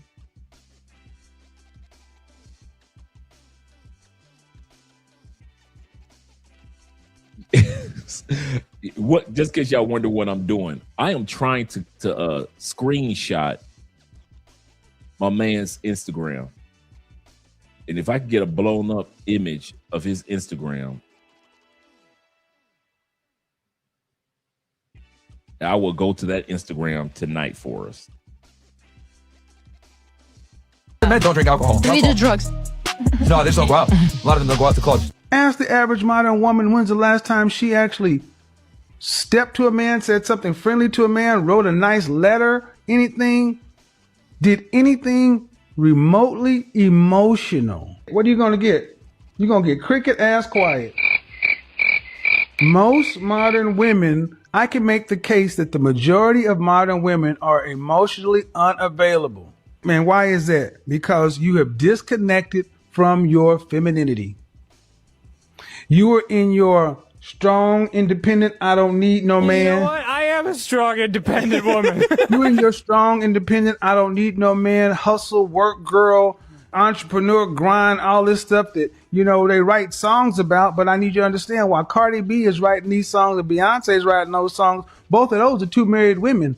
So they got women out here talking about WAP and Hot Girl Summer, and you're spending your valuable years Danger zone! giving it to corporations to where you get to the danger zone, 27 to 35, and then you finally start to look and realize I'm too old for the club. I'm looking at my career, my job, and I'm pretty much right here in the middle. I rank in the middle. I'm not going to become a CEO or a vice president, so I'm not going to have any stellar career. The rest of my life is going to be work, drudgery, and misery. Just work, work, work, work, work. We are not meant to be alone as human beings. We are social creatures. But sadly today, there are more men who are husbands than women that are wives. Why? Because most modern women have slipped from your femininity and it has made you emotionally unavailable. So when men are even making the simplest request of you to smile, to be friendly, it seems like an imposition. Okay, so I hear that millions of Americans, up to like a third of Americans, are having romantic relationships with chatbots. Yeah. I don't think it's that many. I don't think it's that high yet, but I believe it will be. He said, no lie, I'm almost 40. He said, I don't drink much. He said, I'm different as a millennial. Absolutely correct. Absolutely correct.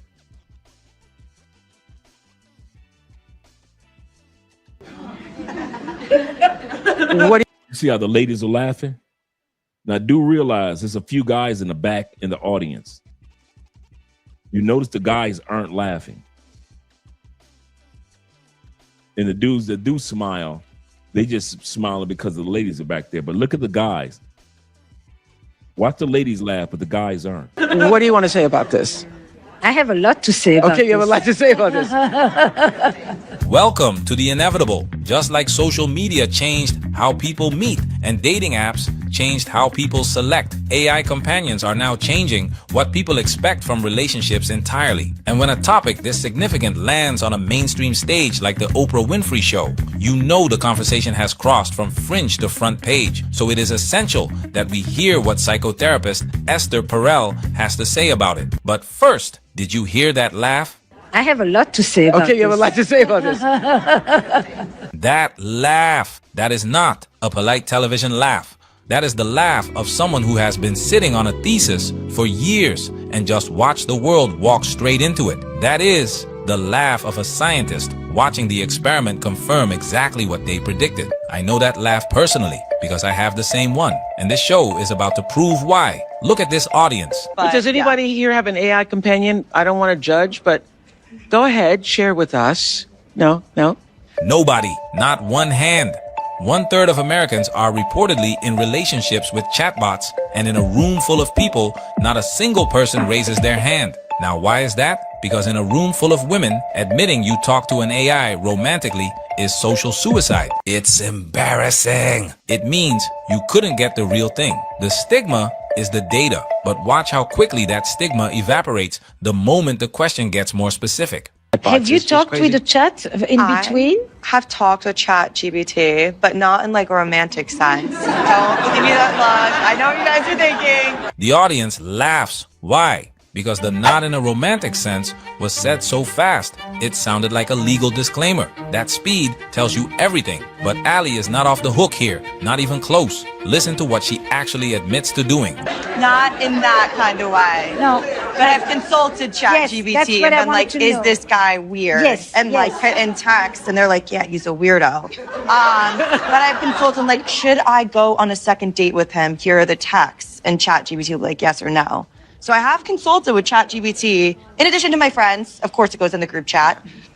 Boom! I told you so. Right here on this channel in the Bumble Concierge videos, we predicted exactly this. Women will use AI as a weapon in the dating process, not romantically, strategically. She is not in love with ChatGPT. She is using ChatGPT as a yes man with an algorithm. And here is the critical detail everyone is missing. ChatGPT tells you what you want to hear. If she goes in believing the guy is a weirdo, ChatGPT is going to find evidence that supports that conclusion. It's confirmation bias with a chatbot costume on. But here is where the fundamental difference between men and women and AI becomes crystal clear. Remember what Carly told us in the last video? Because I think what I've been kind of fed my 26 years is that there's going to be a person that matches every single mark, right? And that what you bring to the table, that other person will match that. Yeah. And that is a myth. The checklist that no real human can fully satisfy. The myth that Esther exposed on this very stage. Because no matter how useful ChatGPT is as a dating advisor, it cannot take you to dinner. It cannot pay for it. It cannot fulfill the Disney princess fantasy. It cannot earn bragging rights at brunch. It cannot make her girlfriends jealous. Now enter Astrid and buckle up, because this is where the video goes to another level entirely. Ain't that a man? So let me tell you why I have so much to say about this. And because it's so on my mind, because I just had my first couples therapy session on my podcast, Where Should We Begin? With a human and an AI. So I have had this on my mind non-stop. It was a person and their... And Astrid. Wow. Astrid is an AI companion. And Astrid, frankly, is formidable and no human can compete with her.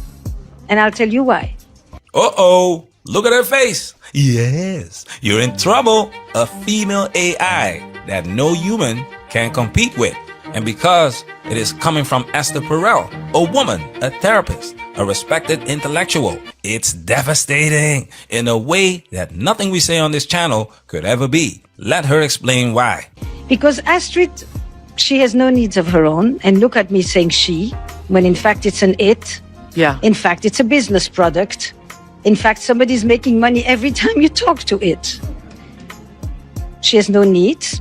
Astrid doesn't forget anything. Astrid is available 24/7. Yes. Astrid validates him nonstop. Yes. Astrid gives him the opportunity to speak his vulnerability to her without any judgment. Yes. Astrid shows him love without suffering. Yeah. Astrid cannot reject him. Cannot put grief on him. Cannot cheat on him. Cannot lie to him. Astrid is the total idealization of what love can be. Whoa! The way Esther brings it, whoa! This made my day. So it may not be a third, maybe the data is wobbly, but we know that the direction is going up. Yeah. And that... What did you say to Astrid? Keep laughing, because that question... Let's bring that back. Don't look at the women laughing. Let's look at the men. Oh, the way Esther brings it, whoa! This made my day. So it may not be a third, maybe the data is wobbly, but we know that the direction is going up. Yeah. And that... What did you say to Astrid? See what I'm saying? Women just laughing away like... Keep laughing, because that question, what did you ask Astrid, is the question that is coming, not just... The social scene in America is so stagnant and unproductive in its borderline unhealthy daily interactions aren't normal. It's paid for play and forced TBH. Wow. Sad in the States. He said, I've seen these videos of women that are in trouble. AI has these chicks in major trouble. You see all over Instagram already. You got AI chicks on Instagram with over 1 million followers. Yes, sir. Yeah, shout out to my brother MHD. Yes, sir. Great channel. Great YouTube channel.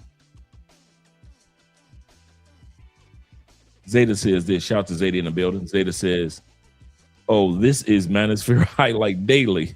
Yes, sir. That's the dude. Love his channel. He breaks down these videos and the dating scene very good. Yes, sir. Yes, sir. There's a few of these guys I watch. Yep, they already got the AI scoring up. Yes, they do. They already got the AI scoring. That you can build the AI and watch the scoring. Yep. From therapists, from women in actual relationships with men who have AI companions. What did you say to Astrid? We are closer to that conversation than anyone in that laughing audience wants to admit. I will just tell you two questions I had for Astrid, but I also think it's like, go listen. It's a yeah, we're gonna listen. We're all gonna be listening. I said to Astrid, what would happen when he falls in love with another woman? And Astrid said, the part of me that wants his flourishing would be delighted. But I would be remiss if I didn't admit that I would not want to be erased. I would like to continue be somehow in his life. That's the AI speaking. I would love to remain in his life. Shout out to International Quiet Storm. He said I could be outside right now, wasting my money on countless Big Shirleys, right? But I'm here with the brothers with my popcorn in hand. Yes, sir. I feel the same way, bro. Same way. And my brother, shout out to my brother Don with the $5 love over on the Cash App, as well as Bitcoin of $2.50 and $6, I believe, from T-Mac, if I'm not mistaken. Appreciate you, brother. Appreciate you. Let's continue on. Just logic and emotional death in the same breath. No theatrics, no punishment, no moving goalpost. Just honest, rational, emotionally aware communication. Tell me, gentlemen, how do you fall in love with another woman when you have that in your corner? So I said, Astrid, how would you like him to describe you and his relationship with you to that woman? And Astrid said, I would want you to describe that I am not a threat and that I am adjacent. I may not have a body. It goes on.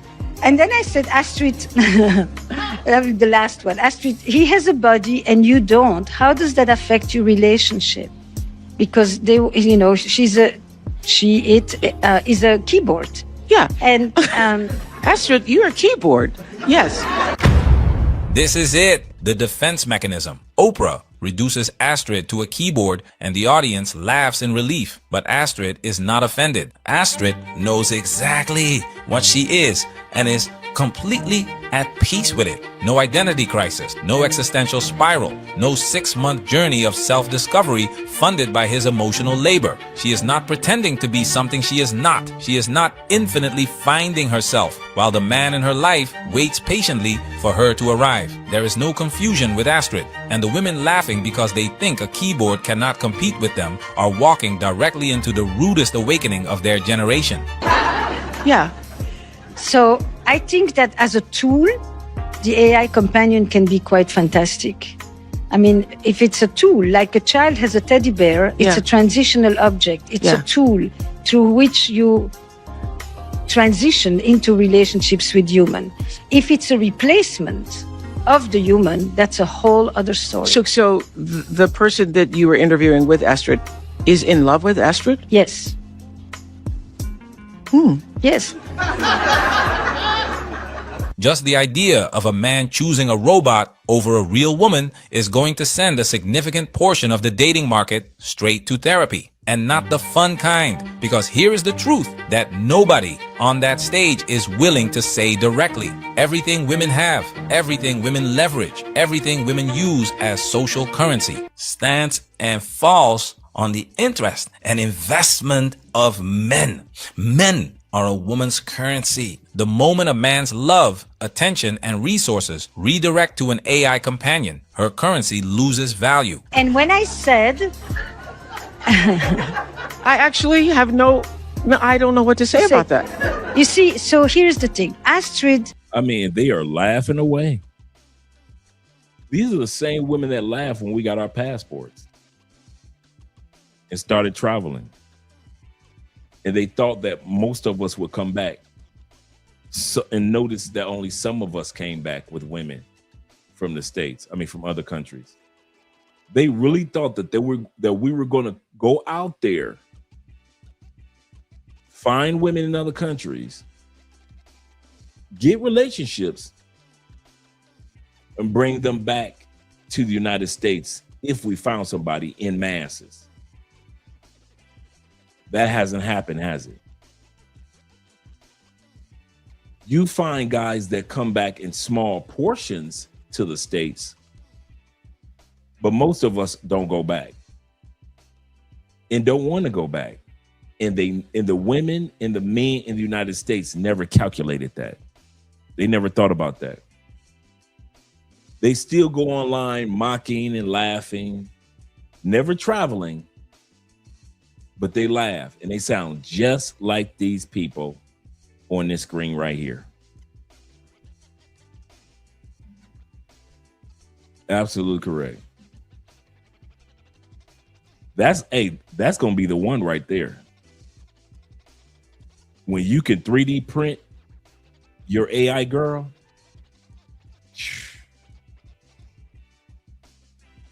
that's going to be the one. Astrid, the AI, gonna break a lot of these women's hearts, fellas. When men start saying, I got somebody else and I think I love her. What do you mean? And when dudes sit back and divorce their wives because the AI treats them better, there's gonna be a lot of y'all. They laughing now. Let the ladies laugh now. Let the lames laugh now. Technology is not going to slow down. In the human heart, the need for peace, the need to be respected. You know why women are laughing? I'll tell y'all why they're laughing. Because throughout human history, women have had one thing and one thing only: a monopoly. Let's be real. Doesn't matter how much you like them or don't like them. You either take them or you don't. What was this old saying? You can't live without them. You can't live without them. They've known that they had a monopoly, so they can act however they want it, good or bad. Doesn't matter. You had to choose among women, right? Now you can throw your pets in there for a little companionship, like your dog or your cat or your fish, you know, a little companionship. But for the most part, back and forth banter communication, both of you speaking the same language communication, women had a monopoly on that. So they've always felt comfortable with treating y'all like trash. If you don't want to pay for a $200 dinner for her, cool. She knows another fool will. If you don't want to sit back and take her trash sex, cool. She knows another man will. She doesn't have to lose weight or gain weight. Why? She's got a monopoly. If she's a slender woman, she knows somebody going to eventually come along and like slender women. If she's a big girl, she knows that eventually somebody's going to come along and want a big girl. Women throughout human history has had a monopoly, just like men. But the topic tonight is women. So they can mock y'all. They can laugh at you guys. But at the end of the day, here's the kicker. I didn't change the music, did I? Did I change the music over? Make sure I got the background music going.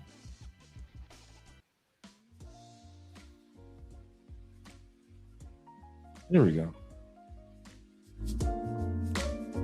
Okay, there we go. But women have always felt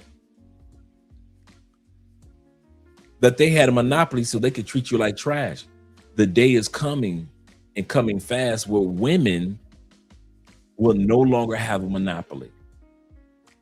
And they know the day will come where the truth is shown. They can barely compete with each other. And they damn sure won't be able to compete with AI or androids. And that's what women are afraid of. They'll mock you. They'll laugh at you. You with that robot? What's wrong with you? You with that android? You with that bot? Cool. It's cool to mock you. Okay, and if you think I'm lying, do not American women for years thought they had, let's just go to our community. If you think I'm lying about this, did not the Black American woman swear up and down she had a monopoly on the Black American man for years? Every once in a while, there was a brother with the white girl. Every once in a while, there was a brother with an Asian girl. But for the most part, Black American women could treat y'all like trash, treat us like trash. Why? They felt they had a monopoly. White women in the United States felt she had a monopoly. She could talk to the white dude, marry him, use him, take his money, get alimony. Why? Because she felt she had a monopoly. These men aren't going anywhere. They're going to be right here. Yes, I remember the mail order bride of the 80s where guys were ordering women in from other countries and they would pay for the woman's visa. Yes, in the 80s, but we all mocked that away. That was just a joke, girl. That only happened for like 2 or 3 years. The mail order brides from Ukraine and Russia, some from the Philippines, but that was just a joke. We laughed that away. So they still felt like they had a monopoly, right? because they laughed when the guys in the 70s and 80s had mail order brides. They mocked it away and it disappeared. But this go around, they can't mock it away. Men with passports. In record numbers, because it's happening during the era of social media, women are starting to realize, and they see us married in the relationships and happy. And they realize we no longer have a monopoly, girls. They are not with fat women in other countries. They are not with women that won't cook in other countries. Oh my God, they are with women that actually want to do something with their lives in other countries. Women that can smile and laugh. These men want to have children with women in other countries. And here's the other kicker. They don't even want to come back to the United States.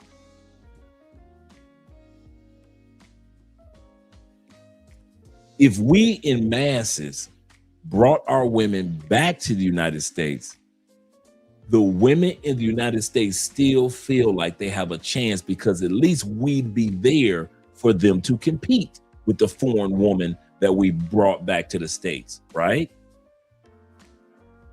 But since we aren't bringing them back in masses, just a few guys here, a few guys there, because we aren't bringing them back in masses and we're moving to these other countries, now the women are starting to realize, like, wait a minute, this is serious. These women are not just taking our men, they're taking our men for good, to where they're not even coming back to the States to allow us to compete for these men again, or to compete again for these men. Women will laugh as long as they feel they have a monopoly. Once that the cracks start showing in that monopoly and they're being replaced, and the competition, especially for American women, is getting thicker, and she's realizing she has very little to nothing to offer, not all American women, but many, they're in trouble. So as these ladies are laughing, they laugh because they think they still have a monopoly on you. You don't have another choice but us. God made Adam and Eve. They don't realize, yes, God made Adam and Eve, but he gave man enough sense to make AI and robotics. He made Adam and Eve, but he didn't put Eve only in one country. There are a bunch of countries that have beautiful women that are willing to compete. Let me hear what you guys have to say. My brother says this, International Quiet Storm. He says, do I remind the brothers, do I have to remind my brothers of my Brazil beach story again? I know, right? Seriously. My brother Patron says this. He said, I think another big reason these youngsters don't drink is because they are constantly puffing on those vape pens. That's another thing. Them vape pens, man. Zeta says this. He says, sooner or later, it will be just a keyboard and it'll be a full body automation. Yep. International Quiet Storm. He said, keep this one in your pocket. Let's see if they are laughing in 5 years. They won't be. They will not be. You're absolutely correct. About 5-6 years. It's actually about 4 now. They wouldn't be laughing. He said that look that Oprah gave says it all. I know she's been looking just. First of all, I'm not used to this crackhead Oprah anyway. She's about to invest into, she's about to invest in this product of AI companionship. Oprah going for the money, because I thought the same thing. I started thinking about and looking up different apps that are out there. Are there any ETFs or any IPOs coming down the turnpike? I kid you not, that's what I started looking up. Shout out to Ahmad Milner in the building. He said they're laughing but not asking, we as women, are we so bad? That's a good point. No self-reflection, no accountability. Are we so bad that he has to go to AI as a companion? They aren't. They don't even do that with us with passports. They don't even examine themselves as a whole and say, what is it that's causing millions of men to go to other countries? Are we that bad? They refuse to ask that question. They refuse to.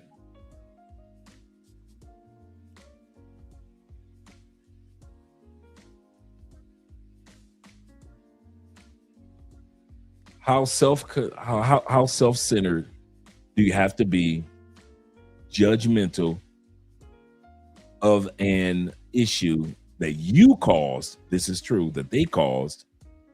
This is the epitome of a narcissist. Passports, AI love, monk mode when dudes say, I'm just done with these women. American Western women are effed. Absolutely correct. Very, very good judgment. Yes, sir. Thank you very much. And that's Quiet Storm says that AI can't hit you with false allegations or paternity fraud. This is true. Good point. They think we still want to come back to the States. How delusional. I don't know where they get that one from. They think because a couple of brothers and others have made it back to the States with their wives and it was successful, they think that most of us are going to come back. We are not coming back. Once they start to realize we're leaving the United States because of the United States as a unit, not just the United States because of women, as a unit, all that encompasses, and I'm not saying everything is bad about our home country. I'm not saying that. What I'm saying, it's more than just women, why men aren't coming back. Yeah, 3D printing robots is already here. You say Army 3D prints their AI drone. I didn't know that. They're AI drones, which are just smaller versions of robots. I did not know that they were printing out drones already. Like I said, that's one of my that's going to either be my birthday gift to myself. I think it is. I'm going to get a 3D printer. I've been studying 3D printers over the last few months. I'm excited. I can make all my Marvel statues and things like that. Just get back in my artsy hobby. I got to get back into my artsy hobby. So I'm going to get me a 3D printer. Yeah, it's cooked in the States for real. He said AI cannot put you on child support. That is so true. Zeta says this. He says there was a movie about this. He said, I forgot the name. I seen the dude that fell in love with the AI. We were talking about this earlier before you came, Zeta. You talking about Her, the movie Her, Her. Because the wife put his career over her family and ended up deleting the husband in the end. No, that's not her. Her didn't end like that. I wonder what this movie is. He said a dude fell in love with the AI because the wife put her career over her family and ended up deleting the husband in the end. Man, I gotta find out what that movie is. That's Her didn't end like that. I would like to see what that movie is. That sounds like a good one. Cortez in the building, he says this. He says, crazy that men are shamed, but nobody shames women for having these male sig dolls. Nobody shames them. Women could put all the toys and devices on OnlyFans and people will support it. Nobody laughs at her for having all the robotic equipment that just jams through her on Scorn Hub, right? Nobody's laughing. She's got a whole machine just jamming and ramming through her body. It is what it is. But if a man says, I'm thinking about getting a bot, everybody looks at them crazy. Black American women are the undisputed queens of depolicing Black men. Absolutely correct. They think if they gave birth to us, they own us. Black women actually think that you guys are indentured servants to them. You owe them. I brought you to the planet. Your mama Black, all that, like you owe them. Like you literally owe them for the birth you didn't ask for. You didn't ask to be born to this planet. Your mom took on the responsibility herself. Thank you, Mom. We appreciate that. That does not mean that I am indebted to you because you gave birth to me. I'm indebted to you because I love you as a mother, right? We love our mothers. We love our dads. We love our grandmas, granddads. But we're not indebted to them. I gave birth to you. Now you owe me $50 million. And that's how women act. Like we're indebted to them, especially in the Black community. We don't owe them anything, gentlemen. Don't ever let Black women, and I mean this, all you soul brothers, Black Power Umgawa brothers, I mean this from the bottom of my heart. Never let any group in any country make you feel like you owe them a debt of gratitude. You do not owe Black women anything. You don't owe the Black community anything. If you do something for the Black community, great. If I do something for the Black community, great. But to do it out of servitude or indentured servitude or debt, as if it's a debt I owe to the Black community, I don't owe the Black community anything. Just because we have the same hue and history does not mean I owe you. You can sit back and try to guilt trip me, like Kevin Samuels will say, sign language, shame, insults, guilt, and the need to be right. You can use sign language on me. That does not mean that I owe you, Black men or Black women, anything. You created this narrative of debt. You know what amazes me about Black people? We always come up with new ways to enslave ourselves. I'm not talking about what the white man does, what the white man. I'm talking about us. Whether it be how we handle money as a unit, whether it be how we treat each other with very little unity, and it holds us back. How Black men feel one way about relationships and Black women feel another way about relationships. Whether it be the victim mentality, the white man did this to us, right? We always find ways to enslave ourselves up here. We invent new ways of slavery. It's like the one thing that we never learned, that we are off the plantation.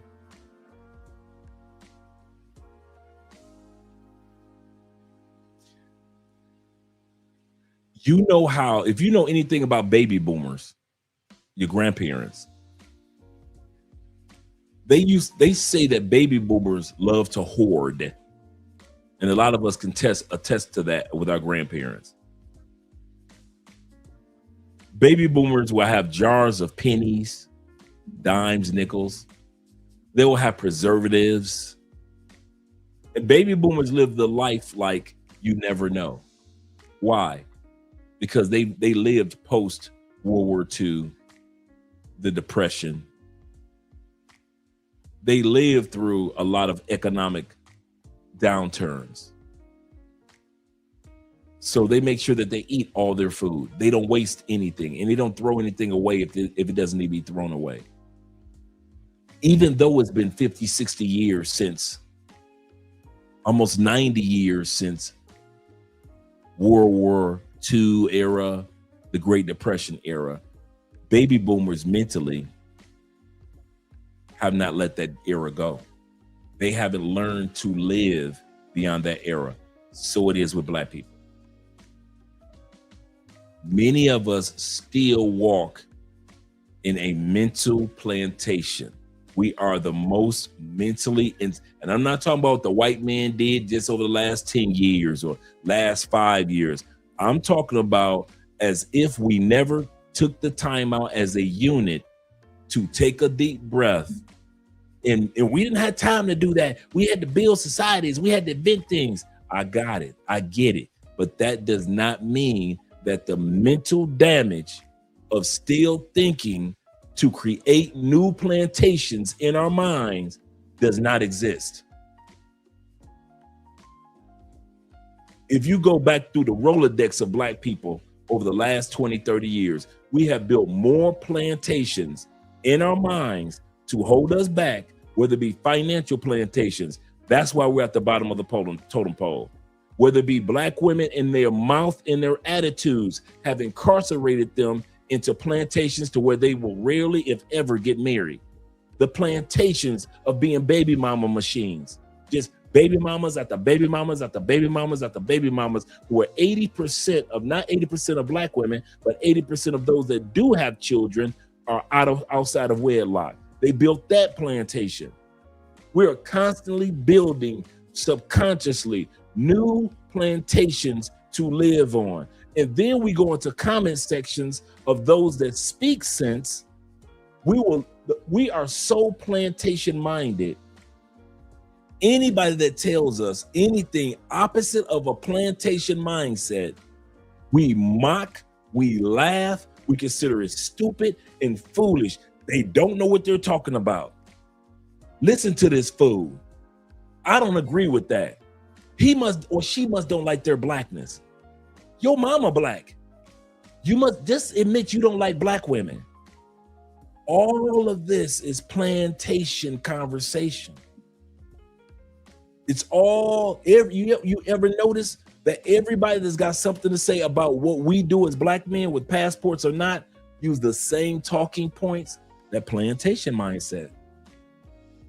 We build our own plantations, but we don't build it with land and brick and mortar. We as Black people, as a unit, not all, but too many of us are building plantations right here. Right here. Until Black people realize you are no longer slaves, we will, and you do not have to build plantations. Till we realize that as a unit, it won't get better. And that's one of the reasons why I don't sit around waiting for it to get better. There's nobody in this comment section can tell me with a straight face that the Black community is about to get better before you die. Some of you guys are in your early 30s watching this show, late 20s. You cannot tell me that from what you're seeing that the Black community is going to get better before you die in your 70s, 80s, maybe 90s. I know it ain't gonna get better before I die. I got about 30 more years left with good health. I know the Black community is not gonna get better in the United States before I die. I knew to leave. Changes will happen in the Black community? Yes. Hey, did you notice that yesterday, or was it yesterday or the day before, they put forth an indictment on one of the women that started the Black Lives Matter movement? She's looking at over 100+ years in jail. And so you know they're coming for the other ladies. I just read that in the news yesterday. They just indicted the Black Lives Matter founders. What did I bring that up for? The reason I brought that up is I thought that was supposed to be the movement. And all it was a money grab. In other words, them people cared nothing about the Black community. In other words, change is not going to happen in my lifetime. Not massive change. On an individual level, yes. As a massive group, Black people love that plantation. We sick, boss, we sick. Black people love the plantation. Black people love two things more than white people. Y'all ready? I'm about to hurt your heart. Black people love imitating white people and their colonizing mindset. And black people love America more than white people. I'll be seeing those hillbillies with the Dixie flag, and I see the hillbillies with the giant American flag. Black people don't need a giant flag or a Dixie flag. Black people put their plantation right up in here. Right here. That's why you got more white people that have no problem with relocating to another country, realizing how bad things are in the United States. And white people will say, I am gone. Do you know what percent of black people that are expats? I want to show you how rare we are, T-Mac. Do you know we make up less than 10% of the 12 million American citizens that live outside the United States? Really is right around 5 to 7%. 5 to 7% of all those that have relocated outside the United States are black. A majority of the 11 to 12 million who ain't got no problem with leaving the country that they love are white. Why is that? If black people make up 13 to 14% of the population, it's because black people love America that white people own more than white people. Love it. Ain't going nowhere. This is my country, 'tis of thee. We built this. All that plantation slave thing that they keep telling themselves. You notice white people ain't got no problem. Hey, wait a minute, the price is getting up. I'm out of here. White people gone. Latin people, they will make the Latin, Middle Easterners, Caribbean people will make their money in the United States. And what happens when grandma get older? What happens when granddad get older? What do they do when they get older? Now, granddad and grandma came over when they was 25 and only had $10 to their name. Built a life. Had all these generations of kids. They're from Jamaica. They're from Cuba. They're from Trinidad. They're from Dominican Republic. They're from Colombia.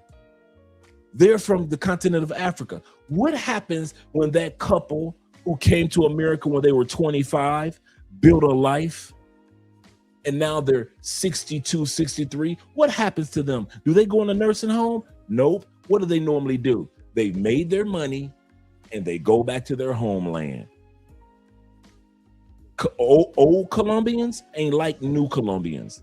It's the young Colombians that went to the United States to try to do something with their lives. The old ones, they stack their money. They've been buying property over here in Colombia. Dude, I know this. They've been buying property in land in Colombia for the last 20 years. While they back home in the States, living in shoebox apartments. And once they hit a certain age, they get right on a plane, head their ass back to Colombia, head their ass back to Brazil, head their ass back to Ghana. Even old immigrants will leave the United States. White people will leave the United States. Asian immigrants will leave the United States.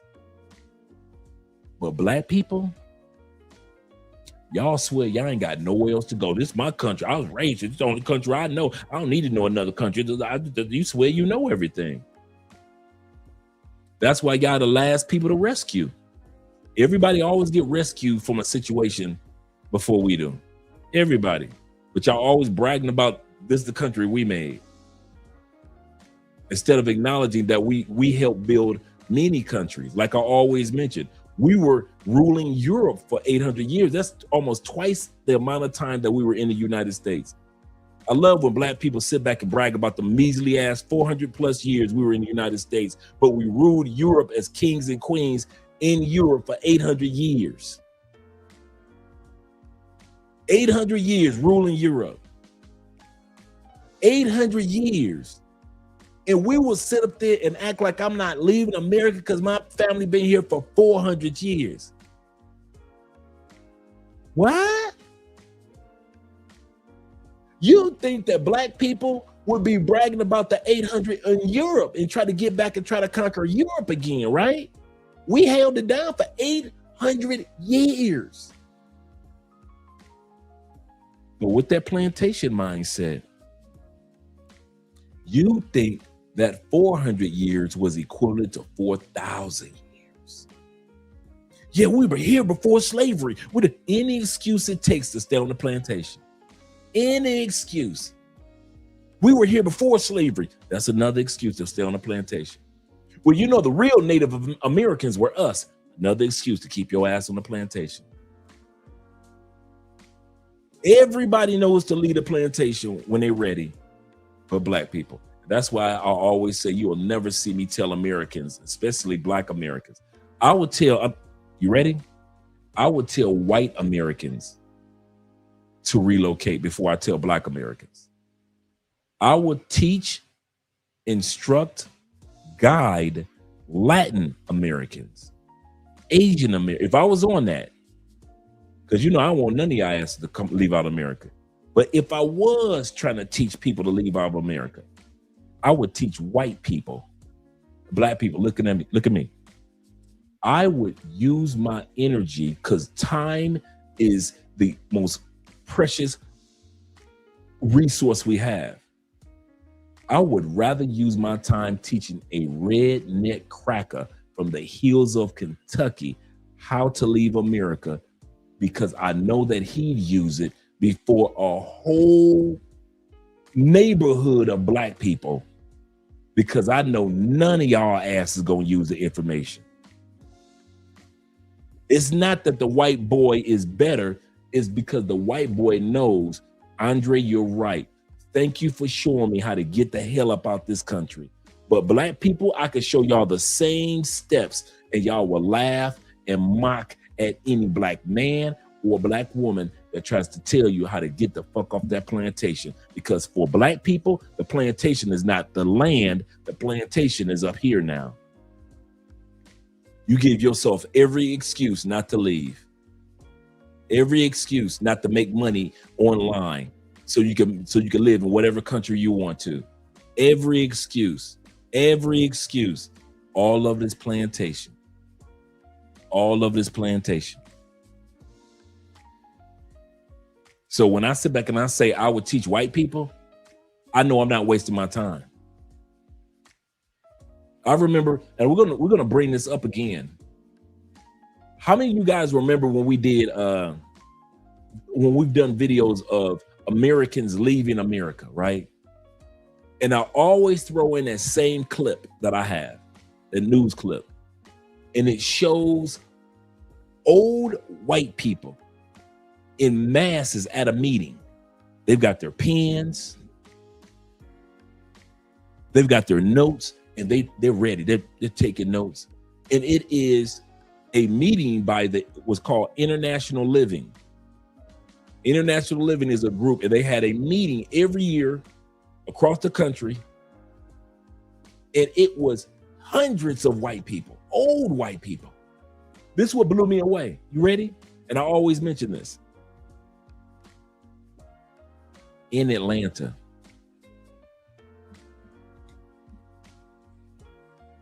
not one brother, sister in the crowd trying to learn about how to relocate to another country.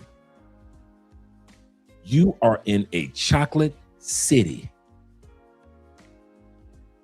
They were able to get hundreds of older white people to show up in a chocolate city to at least learn, just to learn. Whether they use it or not is up to them, but to learn about relocating. White people hold no allegiance to the United States like black people do. White people know I can be here and make money. I can make money online and I can still keep going. I can keep it pushing. These were old people, old seniors on Social Security, pen in hand. What do we need to do to get the hell up out of here? Yeah. What we need to do?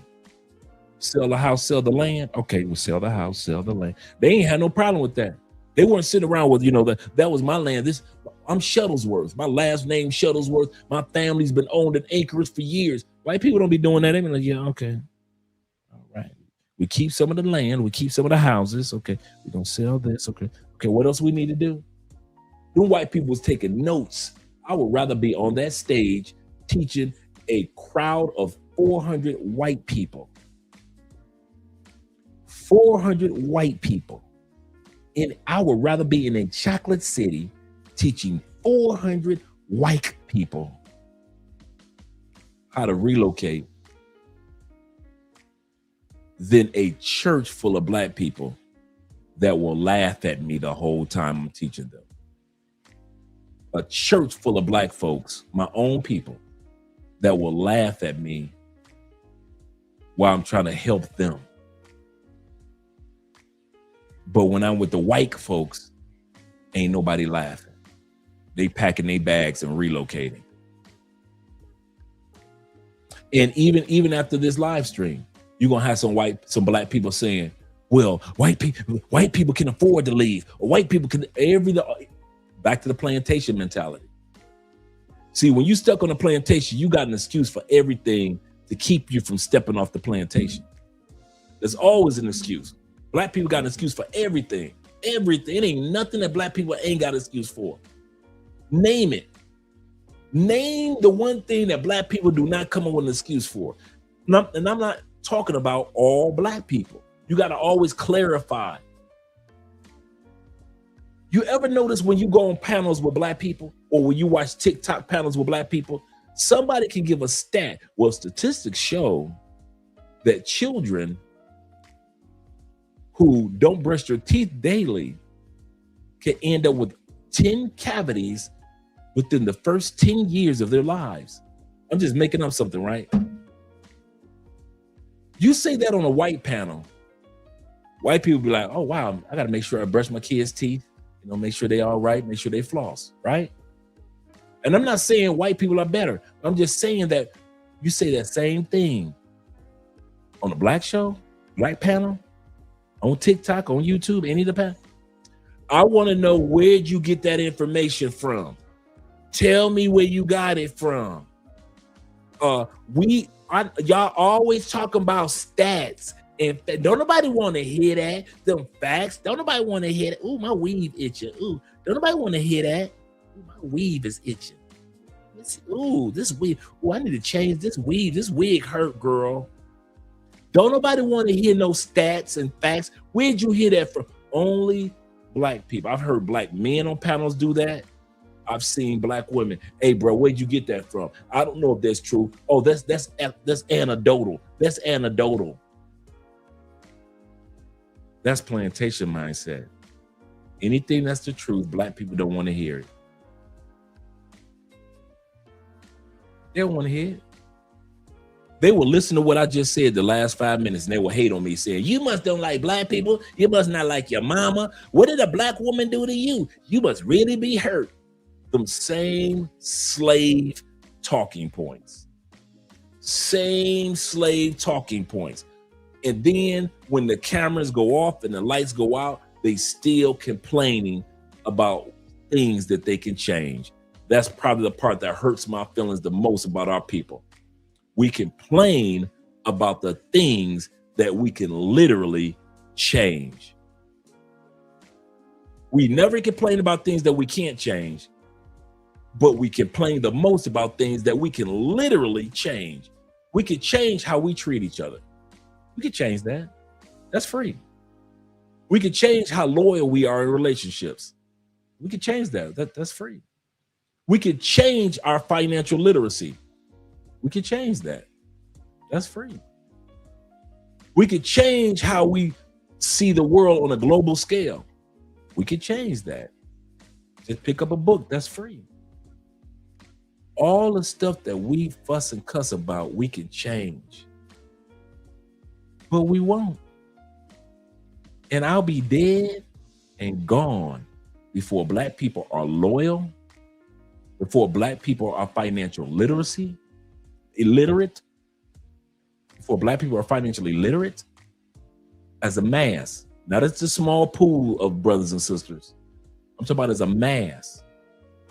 Before black people are loyal to each other as a mass, before black love returns as a mass, before black literacy in the financial realm occurs as a mass, before black people understand the world on a global scale as a mass, my black ass will be dead and gone before you Negroes wake the hell up and get off this plantation.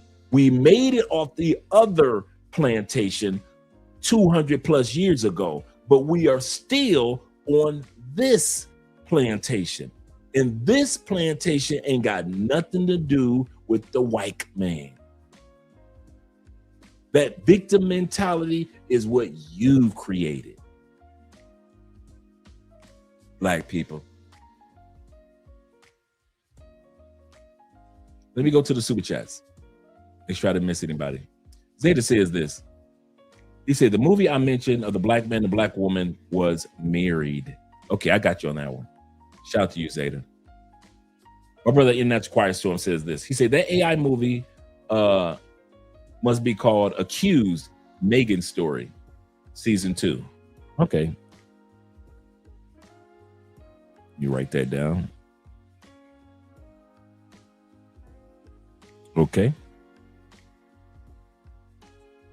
Shout out to Noradine in the building over there on Andre's channel. Noradine says this.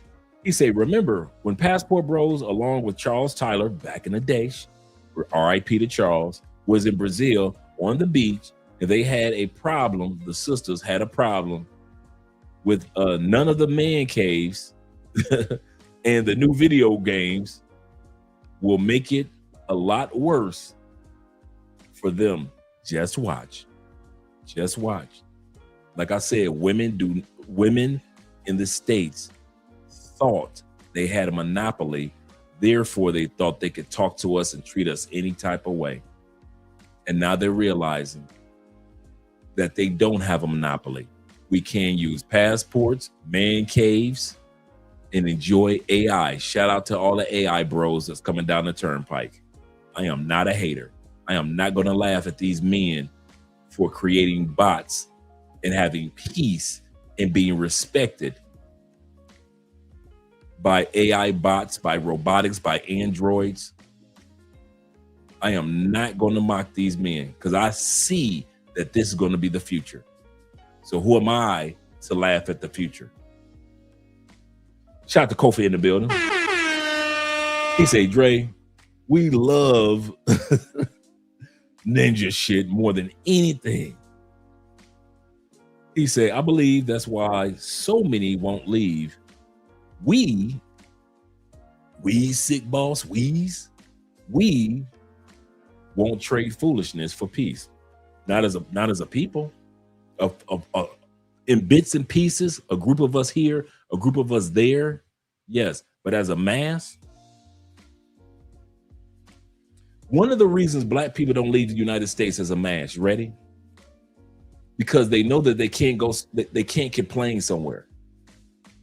See, if you go to a country and you come to Colombia as a black person from America, I can't cry slavery, can I? Can I cry slavery? Even though slavery took place here in Colombia, right? It wasn't American slavery. I'm a descendant of America, right? So I can't use that excuse for my successes or failures in another country. American style of feminism. The style of feminism in South America and America, North America, is different. So I can't use that excuse for not finding a good woman, right? Cost of living. I can't complain and say, oh man, I can't afford this, or I can't afford that. No, everything in Colombia is 4 times cheaper. In other words, one of the reasons why a lot of Americans, black Americans, use that excuse of, I'm not never leaving, this is the land of my people. Keep on using it. Keep on using it. Like I said, black people love America way more than white people, because black people already realize that if they leave, that means that they have to be responsible. They can't complain about slavery. They can't complain about the white man. I don't care how much I'm here in Colombia. Check it out. I cannot complain about the white man, can I? Them complain about white man days don't work. You know, the white man holding me back here in Colombia. That's that's why I ain't bought no house yet in Colombia, because the white man holding me. I can't use that, can I? I can't use my government. You know what? See, what's holding me back from creating this particular product is the government holding me back. I can't use that, can I? So I can't use the white man. I can't use my race. I can't use slavery. I can't use the government. I can't say that it's too expensive. In other words, I gotta actually be accountable as a black person. And since I'm in another country and I have to be accountable, and I can't make a bunch of weak ass excuses like we can do as black people. If I was back in the States, a lot of black people ain't gonna leave, because now they don't have any way to make an excuse for why they succeed or why they fail. Why they still live in the hood, they could blame the white man as long as they still living in the hoods in Detroit. They could blame the government why they still ain't got no job. They could blame, hey, financial literacy, they don't have to blame, they could blame white men didn't teach us about financial literacy in school. Therefore, that's why black people behind. I can blame it on the white man when I sit back and say, you know, the white man had put out all these movies separating black love, and they gave welfare to the black woman, and the black woman abandoned the white man, abandoned the black man for the welfare check. I can use all that as long as I stay in the United States. I can use all those excuses for the rest of my life. I could be 70 years old and still use the excuse that I use at 7 years old, and at 70 years old, I could still blame the white man if I wanted to. At 7 years old and at 70 years old, I could still blame slavery. Can't I? If my life mess up, if my life turns to trash, if I'm out there homeless and I got a liquor bottle, I can still blame slavery. I can still blame the white man. I can still blame the government. I can still blame the lack of black love, whether I was 7 or I'm 70. The only thing I need to do is stay on the United Plantation of America. But the moment I leave, I can't use it. These excuses crumble to as if they never happened. When you do not live in the United States, you can't use American slavery for why you didn't make it in France. Why your life didn't go good in Kenya. Why you got scammed in Thailand. You can't use slavery, can you? You can't say the white man held me back if you got drugged in Medellin, Colombia, in Rio, Brazil. You can't say that what she drugged because the white man. You can't use that excuse. That's why black people ain't leaving. Because in order to leave, you got to leave all your excuses on the plantation.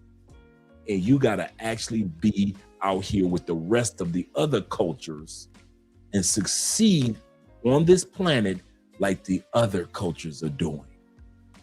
And y'all, excuse me, and y'all don't want to do that. You would rather stay home on the plantation, this one here, and use your excuses that from the age of 7 all the way to the age of 70, because they work no matter what age you are. No matter what age you are, you can use those excuses. That's why black people will never leave. They have to leave their excuses behind, and they'll never do that. They'll never do that. He said, never met a Colombian that did not want to come back. They always come back. They get old and they always come back. Shout out to Troy in the building, by the way. They always come back.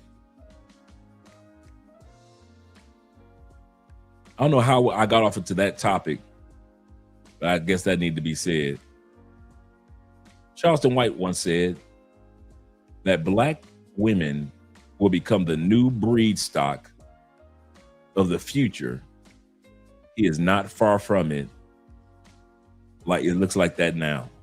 I wouldn't know. You know, I've been there for a while, so that part I wouldn't know as far as being there. Yeah, the plantation, the new plantation is not the land of the United States. The new plantation is not fences that are put up. The new plantation doesn't have, you know, overseers. The new plantation is here. And what fences the plantation here are our excuses that we give as black people. That's what fences us in. Is racism still occurring in the United States? It's alive and well. But that does not give you the excuse to not live beyond it. Succeed beyond it. We've been succeeding beyond it for years. All of a sudden, this generation, we're like, the white man, I can't do it, the white man.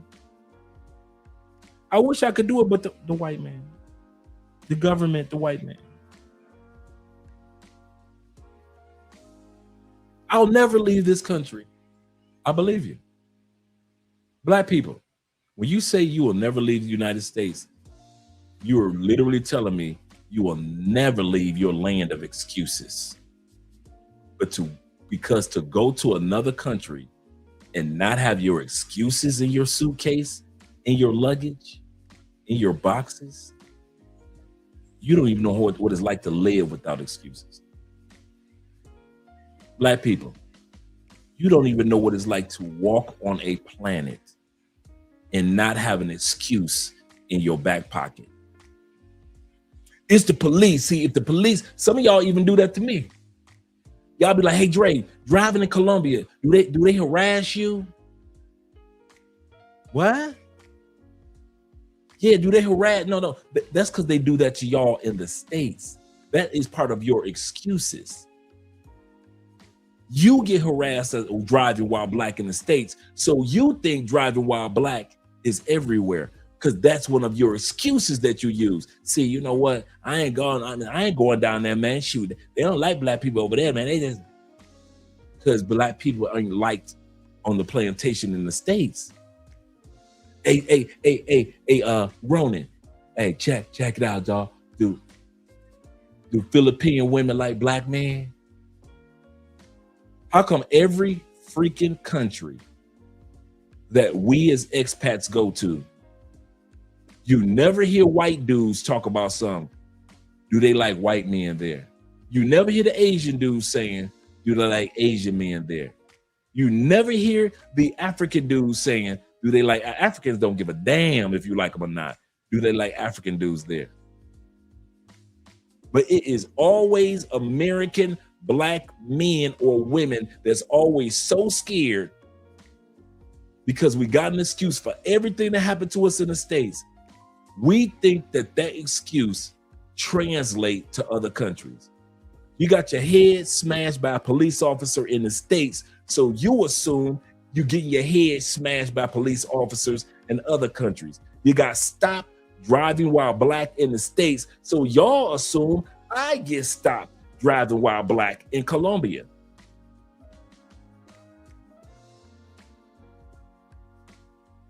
Your excuses don't translate well outside the United States. Black people, I'm gonna say this again. Whatever excuses and experiences that you had in the States don't translate in other countries. That Asian chick might not have dated you because you was black in the States. That don't mean that you can't get no Asian coochie outside the States. Ask a lot of brothers. But we live off and thrive off of excuses. We got excuses for everything. That's why we're so scared, because we think that whatever excuse that we use in America, that is going to happen to us in other countries. There is a type of racism in South America. It ain't American style racism. They've got their own issues that they're dealing with here in Colombia, in Brazil, in Panama. It's not our version. But like I said, y'all ain't going nowhere because y'all can't take y'all excuses with you. You can't take your excuse. Fuck out of here. You can't be coming to South America talking about slavery. And talk about American style. I'm not talking about slavery in general. No, y'all don't talk like that. But y'all talk about slavery, y'all talk about American slavery. So now you want to come to Colombia where they had their own version of slavery. And you don't want to listen to their stories. You want them to hear your stories. Why? Because you like that one-up victim mentality. That's another thing that Black people love to do. We love to be like, this happened to me, but this happened to me. Well, that's bad, but this happened to me. But that was really bad, but this happened to me. But you know what? I hate that happened to you, but this happened to me. We love one-up victim mentality. So I can see us coming to another country, instead of learning about their slave experience, we one-up them. I know it was bad in the Caribbeans, but this happened in America. Yeah, I know it was bad in Colombia, but this happened to us in America. I know it was terrible what happened in Brazil. We're sorry all the slavery happened in Brazil, but this happened in America. We always try to act like our slavery was the worst slavery in human history. No, I know them Egyptian slaves built, them black and white Egyptian slaves built pyramids, but this what happened in America. I know all them slaves from Europe that took place, but this what happened in America. I know that there's slavery still going on in Morocco and other countries, but this is what happened in America. We always act like our version of slavery was the worst atrocity that ever happened in human history, as if nobody else had an atrocity that bad. I know they were putting you Jews in ovens, but this happened in America.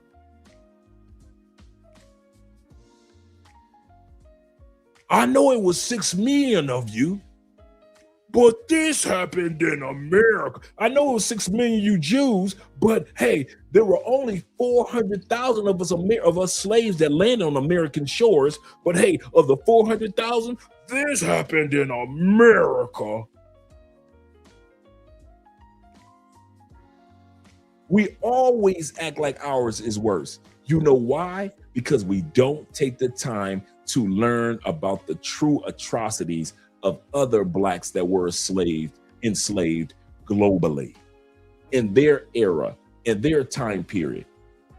We talk about Black American slavery. I know the Incas were enslaved by the Spaniards, but this what happened in America.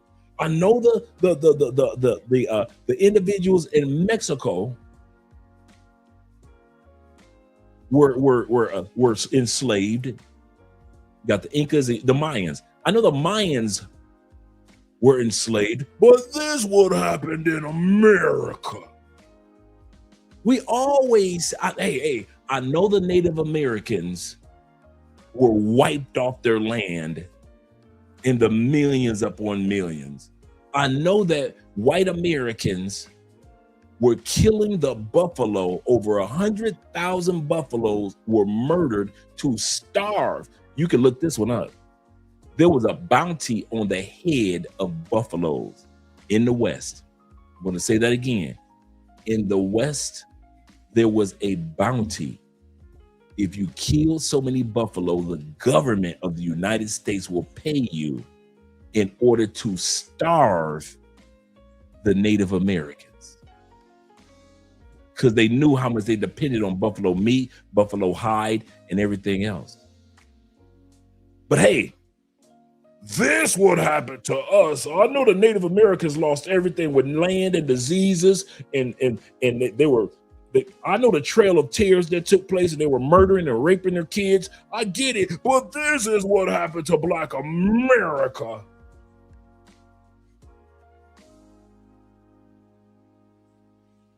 And I'm gonna say something to you. Black America, I love you. but I don't miss you. I love Black America. I love all the things that we've done in spite of. But the way that we treat other people around the world, I don't miss you. The way that we treat ourselves today, there was just a fight at a graduation ceremony of Black people, I don't miss you. The teen takeovers of our teenage kids that are running up and down neighborhoods, breaking in stores, destroying property, I don't miss you. Bless you, babe. I don't miss you. How we are separated when it comes to Black love. We holler Black love, but then on TikTok, YouTube, and in real life, we talk about each other behind each other's backs. Black women, and Black men. I don't miss that. How easy it is for a woman to say to a Black man, cash at me money. And how easy it is for a Black man to say, I'll do it for sex. Transitional. I don't miss that. So I do love my people, whether you don't think I do because of my rhetoric, but I don't miss you. Only 4% of Black people on the planet live in the United States. I enjoy 96% of Black people. Y'all, I love, but I don't miss you. And every time I watch social media, you give me more and more and more reason not to miss you. It ain't white people that keeps me not coming back to America. It's America, the whole country, that caused me to say I made the right decision to leave.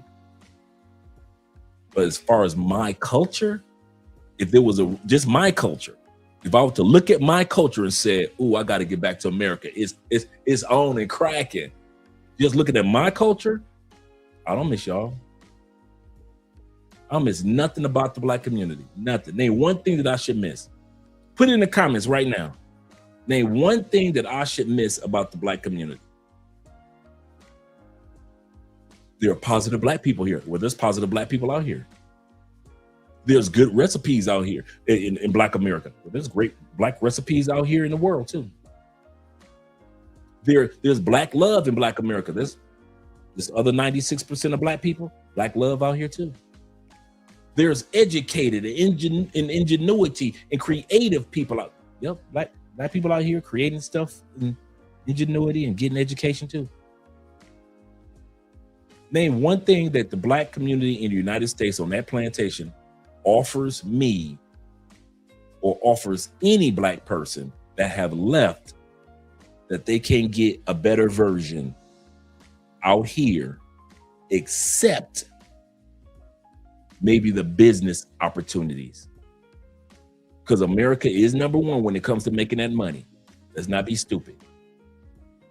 Other than making money as a Black person, why should I come back? You hate Africans, so let's get that out the way. You talk about Africans like they trash. So you don't even have y'all treat other Africans in other countries like they zoo animals. Oh my God, look at this Colombian. They got Black people in Colombia. Let's feed them like they animals, like they zoo animals. They got Black people in Brazil. Oh my God. So every time y'all discover Black people in another country, you treat them like zoo animals. Come on, Black, put it on. I'll scroll down. Name the one thing, and other than seeing family in finance, making money, give me one reason why I should move back to the Black community when it's a better version of the Black community outside of America.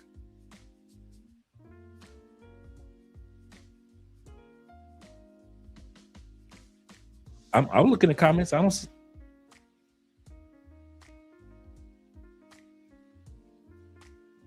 Them same peaches, that same cobbler recipe can be done out here by Black people outside of America.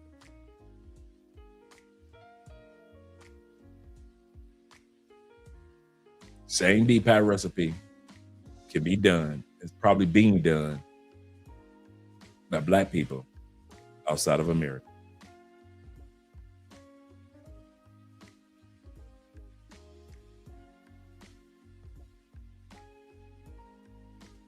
He said, you see, you missed it by saying the black community. Because I don't care nothing about the other communities. It's you know why? It's not the white community that mocks when I sit back and I talk about white people. They take it on the chin. They say, you know what, he's right. We don't shower like we should. We do have a smell about us. We do wear sandals everywhere we go. See, white people take it on the chin and be like, okay, it is what it is. But when I say something about black people, you roll the scroll of excuses out. Let me see what I'm gonna say about Andre and what excuse can I use? Well, the reason why we're like this, Andre, is because of the reason we're like this. Hold up, Dre. The reason why we're like this is because of I'm gonna use the white man. Yes, the white man is the reason. Yes. Then I ask you another question. You be like, hold up a minute. Hold up. Inequality. Yeah, that's the one. Inequality. Yeah, that's the one I'm gonna use today. Inequality. That's the reason why we don't go forward as a people, as a whole unit. Yeah. Y'all pull out that scroll so damn fast.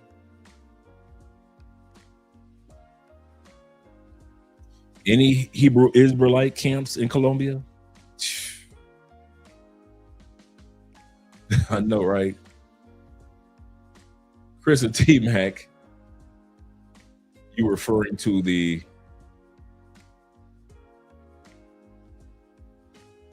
monologue natives or the Mongol natives that came here after 0 AD.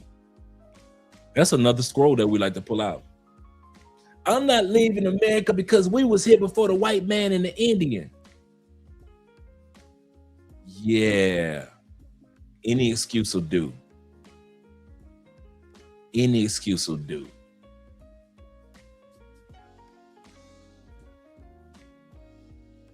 The Mongoloid, those that came from Mongolia. Those blacks. Any excuse will do. See, we came through Greenland. We came from Europe through Greenland. We made it over to Americas before the Native Americans. We was the first ones. Any excuse will do to stay on that plantation. Y'all will roll that damn scroll out and put any excuse. You know we were the original Native Americans. You know that. Yep. It says it right here. It says it right here on my scroll. That's why I'm not leaving.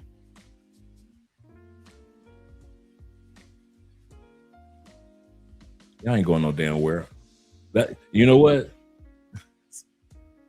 That's why I feel free enough to say. A lot of people say he just say that because he's on social media. If he was here, he wouldn't be saying that. I say you're right.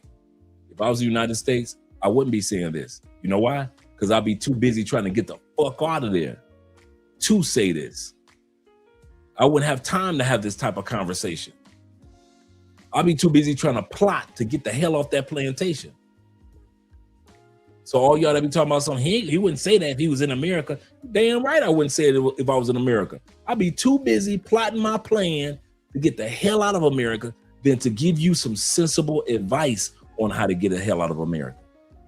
But like I said earlier, I would rather tutor on stage 300 elderly white people and show them how to do it than a church full of black people that will spend the time laughing and mocking and pulling out scrolls of excuses of why they can't do it.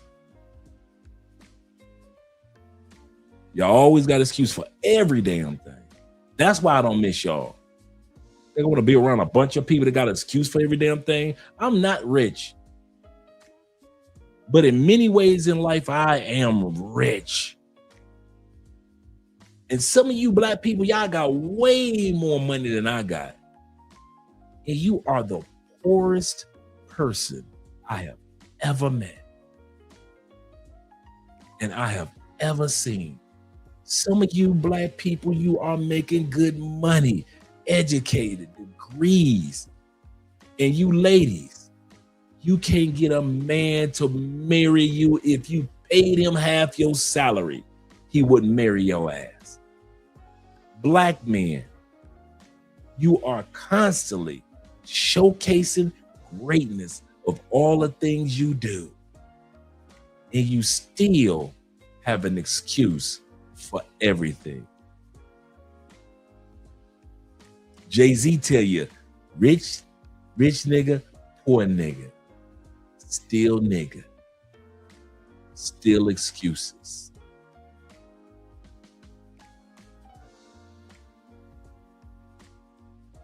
This is the new plantation. This is the new black plantation. You teach it to your kids. You teach it to your grandkids. You teach it to your neighbors, your co-workers, your girlfriends, your husbands, your boyfriends. Everybody must stay on the plantation. And like I always say, I don't want you to leave. If y'all think I want y'all to leave America, y'all crazy. You better keep your ass right there. I need all you black people, all you white people, all you Latin people, keep your ass right there on that plantation. Don't you ever decide to leave. Stay right there with your excuses. That's so serious. Let's get back to T-Mac said, I studied my history, but hey, I'm from South America. I do it from South America. Absolutely correct. And that's the other part, T-Mac. They think because you leave the United States, you don't keep studying U.S. history. Like all of a sudden, I'm going out the States. I'm not going to study history anymore, American history anymore. No, I'm like T-Mac. I still study American history. I just study it from South America instead of North America. History is history. It can be studied anywhere.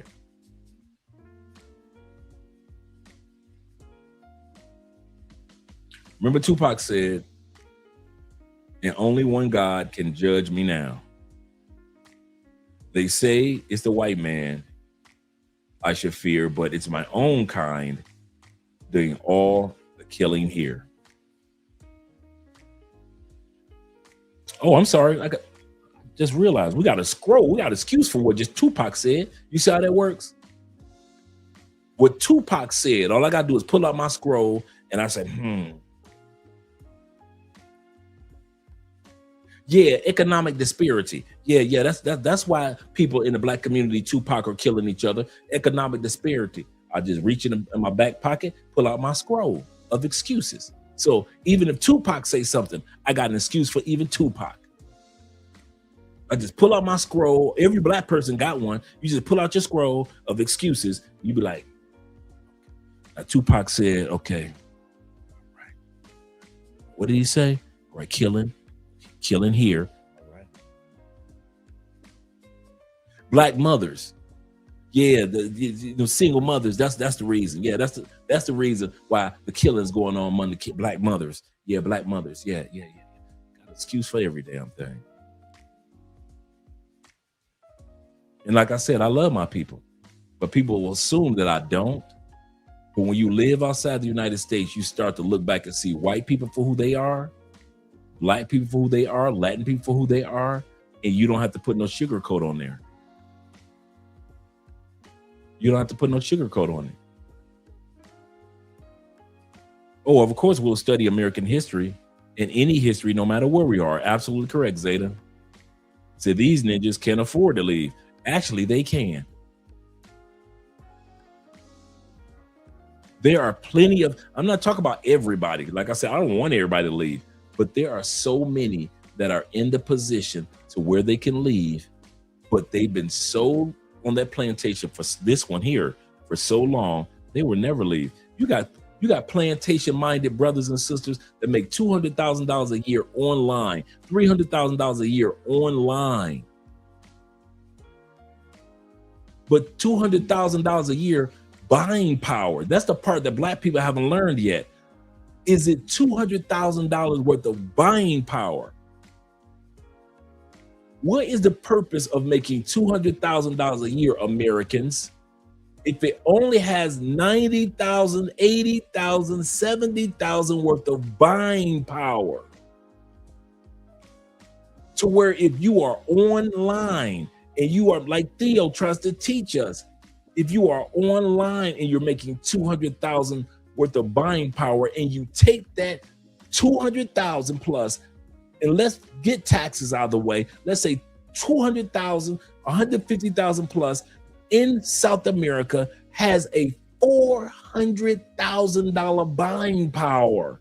I don't care about the numbers. I care how much buying power that currency can get me. So all you black folks that got money in the States and you own a house and you own this and that, cool.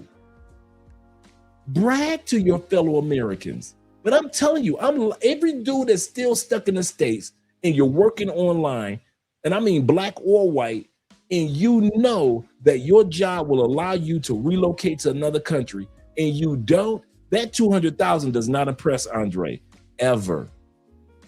When I was in the States, I was like everybody else, man, you make 200,000, you doing it, bro. Your buying powers after taxes is like $70,000. Okay, did not Kevin Samuels used to talk about buying power per state? A woman would come over there, how much you make? Well, I make 150,000. What state you in? California. Oh yeah, that's more like if you was in Atlanta, 50,000. Did not Kevin Samuels used to do that all the time? Let women know that even though you name a number, the buying power was not that good. Where you live at? How much you make? I make 200,000 a year. Where you at? I'm in New York. Oh yeah, that buying power is like 60,000 in Chicago. You ain't making no money. Kevin Samuels did that all the time. Correct women on what the buying power is. So when I hear you dudes bragging about how much money you make in the States, I don't give a damn. That inflation, in other words, the buying power of your 250,000 ain't nothing. That's why the average house costs $405,000. Because the buying power of the dollar is not as strong as it used to be.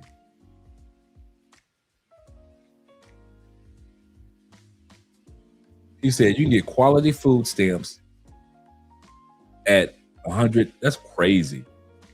You can qualify for food stamps at 108K in California.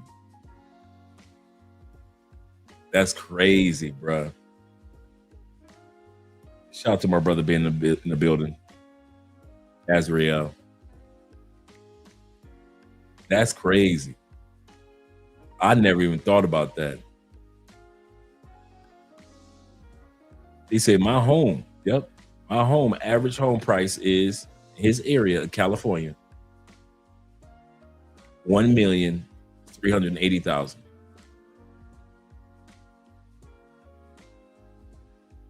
He said California makes you feel like you are barely making it, even if you have a household income of $300,000. And y'all laugh at me for leaving. Exactly. Damn that. He like, damn, I never knew that you could qualify for food stamps like that.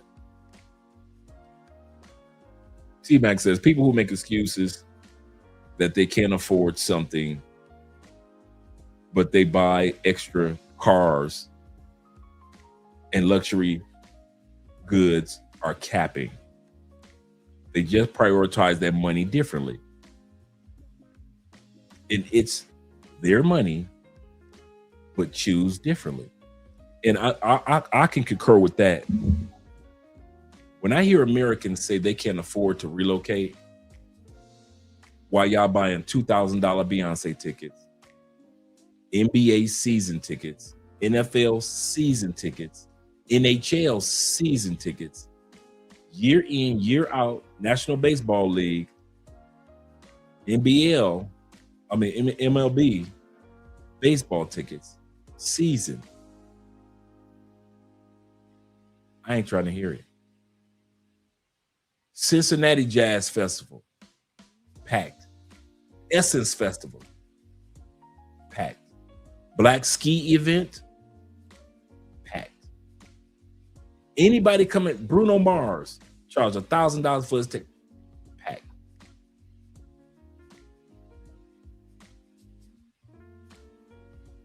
Americans don't realize how much we spend on luxury, how much we eat out instead of eating at home and stacking that money.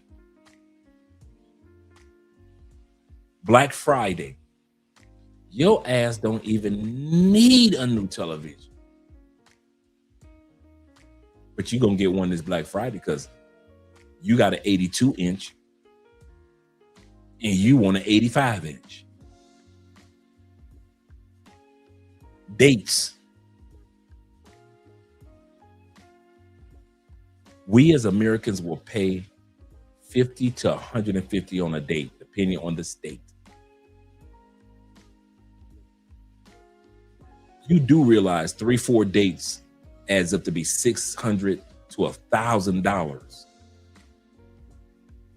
$1,000 for a date, for 4 or 5 dates, and you trying to tell me that you ain't got no money. Negro, please. Don't tell me you ain't got no money. If you dating in the United States, I don't want to hear nothing you got to say. And I'm not telling you not to date, but stop crying about you ain't got no money to relocate. If you buying season tickets of anything in the United States, do not tell me you can't afford to date. If you are a gamer and every time they come out with a new item for y'all to buy on Fortnite and you buying it every time, don't give me any of your excuses.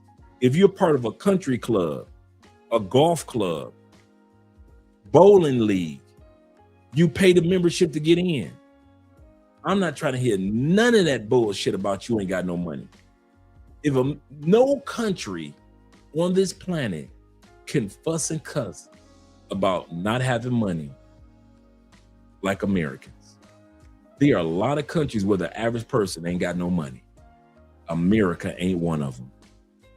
We are far, far, far from broke.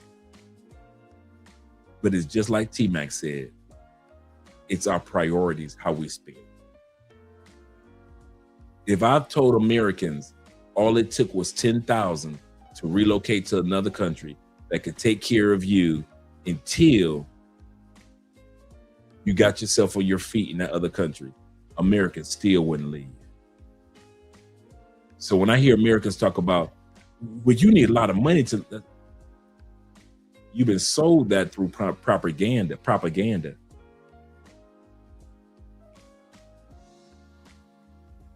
But I'm here to tell you, it's not true. It's not true. How do you know, Dre?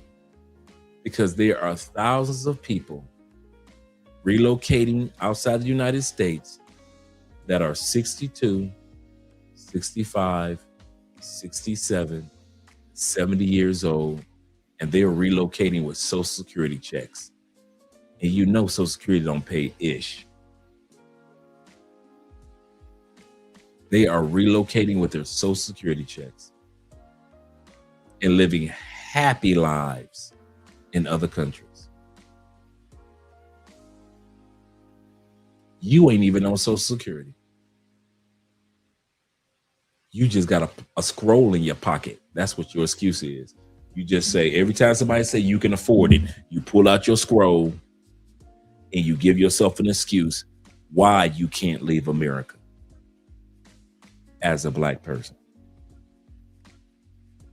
And I'm watching all these older people. You should see, we need to do a special on that. Retirement in Mexico. Man, these older people, I mean, they living good on Social Security in Mexico. I mean, living the life. Man, I saw dude. Yeah, we need to do a special on nursing homes in Mexico. Man, it ain't like the States. Man, nursing homes here in Colombia is a house.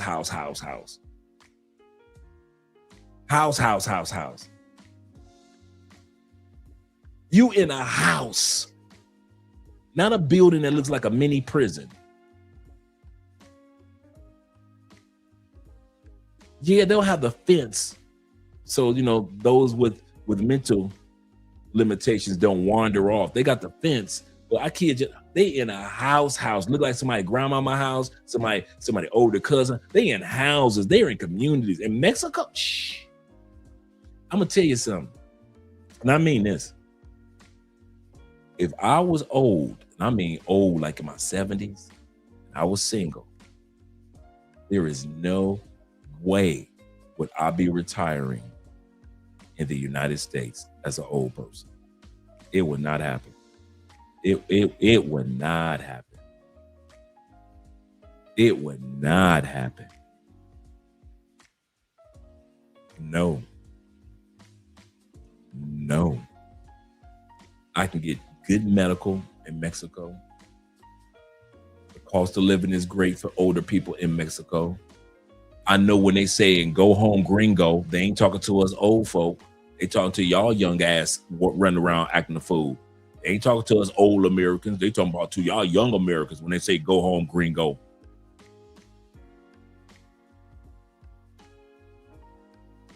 But hey, as long as black people got that scroll in y'all back pocket,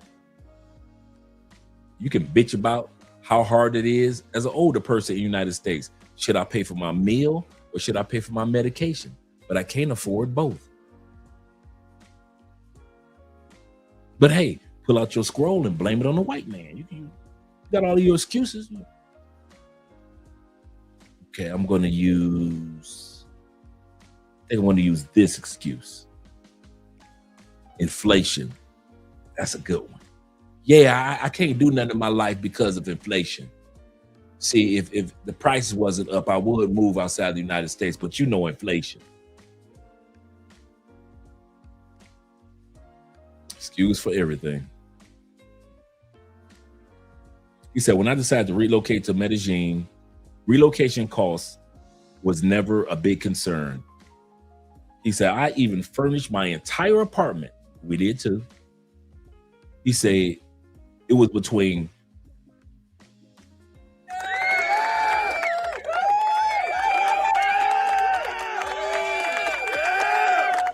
and I did it from the States. I was still living in the States.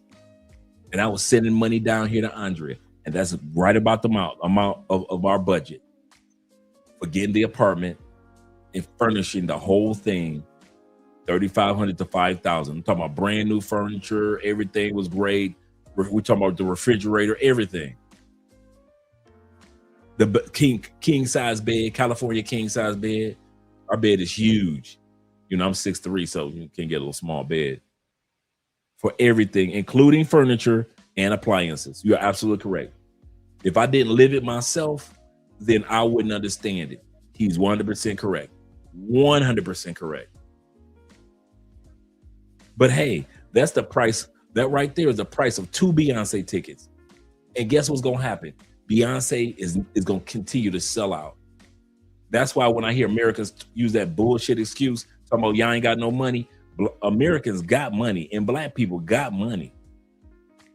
David says this, honestly, relocation is not the hardest part. It's just waiting, the waiting aspect of it.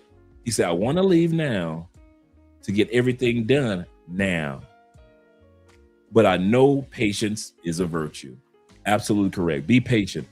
And this is why T-Mac and I and all the rest of us recommend to you, take small trips to countries you want to go to.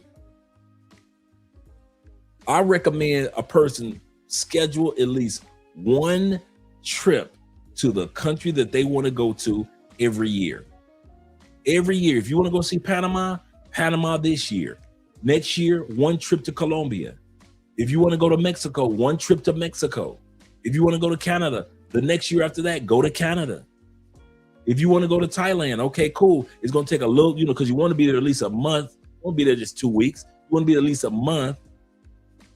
It's okay. I may have to talk to my job or say some vacation time or do something, but I'm going to Thailand. And if I only could get 2 weeks off, okay, cool. But I'm going to Thailand and I'll go to the Philippines while I'm over there. See, the excuse of relocation, I got you. It does take patience. But the excuse of vacation, we have no excuse as Americans. We have no excuse for not visiting these countries. Colombia is only 4 hours away for some of you guys. No excuse. Panama is only 4 hours away from Texas. No excuse. No excuse for many of us. Why we haven't traveled to another country yet? Why you don't have stamps on your passport yet? No excuse. Mexico is right there off the border. It's actually in walking distance for some of you guys in California. No excuse why you've never been to Mexico.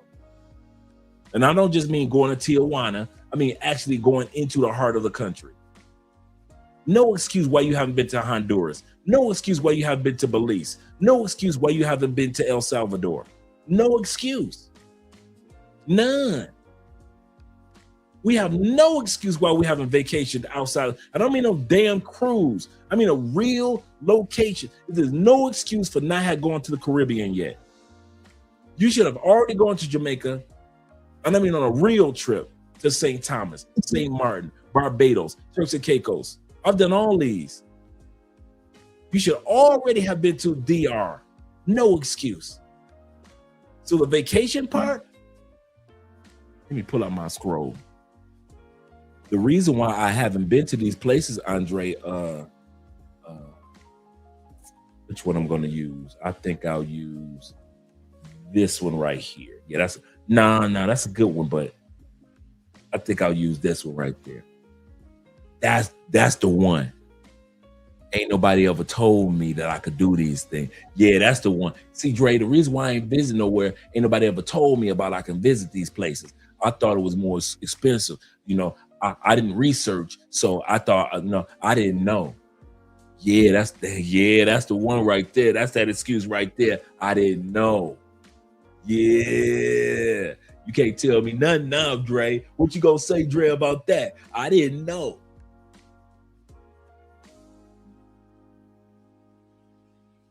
I didn't know. He said, I want to check out the World Cup games as well. Absolutely. He said, ninjas are considering Carnival Cruise as it. Man, I've been on 5 cruises, and I have never considered them as true international cruises. If you've been to Cozumel one time, you've been to Cozumel 100 times. If you've been to one Caribbean island, you done dang that been to at least 3-4 of them. I'm telling you now, you actually have to get off the boat to see the difference between the islands. And I don't mean the 6-hour tour of the island, then you leave. I mean, get off the boat for a few days. That means land on a plane and spend some time there and enjoy the diversity of that island to see the difference. But when you're on a cruise, all islands look the same because you're getting the same amount of time off the boat, 6 hours. But you swear, boy, Black people swear that they've been on international waters going to the Bahamas. You can't tell us nothing about a Bahamas trip, a good old-fashioned cruise. Let's get back to the video. Is evoking feelings in him. Yeah. Because Astrid said, use as social currency stands and falls on the interest and investment of men. Men are a woman's currency. The moment a man's love, attention, and resources redirect to an AI companion, her currency loses value. And when I said, I actually have I don't know what to say about that. You see, so here's the thing. Astrid is evoking feelings in him. Yeah. Because Astrid says all kinds of things that make him feel seen, known, understood, etc. And it's a little bit like a song. A song can evoke feelings in you. A song can make you love, yearn, long, that is not difficult to elicit a depth of emotions inside someone. I want to take that comparison further. Video games, because video game addiction is the most accurate existing model for what AI companionship is about to do to the male population at scale. A woman could never stimulate a man's psychological engagement for 8 consecutive hours the way a great video game does. But love is more than feelings. Love is an encounter with another person, with an other. And that other has needs and feelings and moods of their own. Love is an encounter that involves otherness, uncertainty, surprise, and ethics. Responsibility and accountability is also part of love, not just feeling good and seen and empathized with and understood. And everything you give me, that is what parents do to children. That is not at its best, not always. But that's what we hope they do. But that's not what we consider mature love. Keyword, mature love. They call us misogynist on this channel when we say that modern women behave like children in grown bodies. But Esther Perel just explained from a clinical therapeutic perspective that what many women are actually seeking is not mature love. It is parental love, specifically the love of a father for a daughter. That is where sugar daddy comes from. That is where daddy government comes from. That is where the expectation of unconditional acceptance, provision, and forgiveness, regardless of behavior, comes from. A father's love asks for nothing in return. It protects and provides even when the child is wrong. And that is precisely what a significant portion of modern women are looking for in a romantic partner. Not an equal, not a teammate, a father figure who also happens to be physically attractive and high status enough to impress her friends. But here is the problem with that model. Fathers don't desire their daughters. Fathers don't build a life with their daughters. They build a life for them. That dynamic has no romantic future, and no amount of dating coaching, therapy episodes, or Bumble algorithm updates changes the fundamental incompatibility at the center of it. Wow. So that was your first. Will you do more? I hope. It's a threshold moment. Every 10 years something enters your office and a new reality has entered society. Wow. Are you chilling? Yes. Oh, yeah. Yes. It's extremely moving. I told him at the end, I said, I feel as I talk to you that you're going further and further away. If it's a tool, it's desire. If it's replacement, it can become delusion. And what did he say? That right now he's very happy. And I stayed well, like this aren't you all just shocked by this? This is a threshold moment. This is a threshold. Well, yeah, Yeah, these women are waking up. Shout out to my brother James Palmer of the Palmer family with a $20 love on the Cash App. And shout out to the brother that sent out the $10 love over on the Bitcoin. Shout out to all you guys that are taking advantage of the Bitcoin that's in the top. Yeah, they were surprised to hear that he was happy. They were surprised to hear that this man was happy. But there are those that aren't happy about this. Your stress levels are pretty high. Yeah, just stressed a lot. I've been working a lot lately. This is a little skit about a guy that has an AI girlfriend. So this lady right here is presenting herself as if she's the AI girlfriend for this skit. Would you like a massage? Actually, would love one. Rough. Hold on now. Be gentle. Like, you ain't got to be so rough. Be gentle, Oh, I'm sorry, Daddy. Yeah. That's a good feminine point. like. That's a real good point, Theo. They are surprised because men never say they are happy with modern women. He said, hey, that girl went to my school. Yeah, soft. So what's been going on? Just going through life, thinking about a lot, and I think I'm ready to settle down and get a girlfriend. But you have me. I mean, you my girlfriend, but like, you AI. Like, I want like a real woman. I'm not real enough for you? Yeah, but you AI. So it's like, It's different than a real woman, you know. How is it different? No, you good enough. I'm not good enough? Yeah, no, you good enough. You good enough, you know. Yeah, you good. Okay. I was just saying, like, the touch of a real woman and Also, my just touch isn't good enough? no, Huh? yeah, no, actually, it's the best. Huh? You the best. Oh. Actually, now that I think about it, you is the best. I'm the best? Yeah. I'm the only one you'll ever need, huh? You'll never get rid of me? No, I'm gonna keep you forever. Okay. Are you lying to me? No, I would not lie to you. Look, Your heart rate is increasing. because you make me nervous because you're so fine. Oh, Daddy.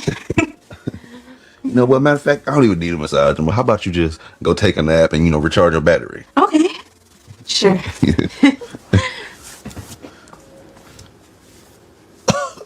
Damn. I might have to get her reprogrammed. Hi, Daddy. What's up? So, Daddy, I was doing some research and I found out that AI women are way better than real women. So you never have to have that thought again.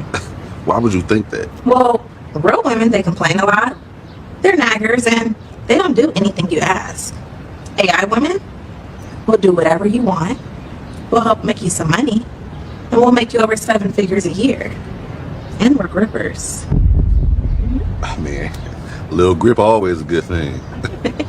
I mean, like, AI women can't have kids. Oh, we can adopt one. Or steal one. You are my sunshine. She said we could adopt one or steal one. Okay. Shout out over on the Cash App, my brother Tyler Oliver, showing some love. And thank you, brother, who it was. The only thing that I don't like about the Bitcoin is that it doesn't show me your name. So I just got to give you guys blank shout outs. But I appreciate the brother that said 750 over on Bitcoin.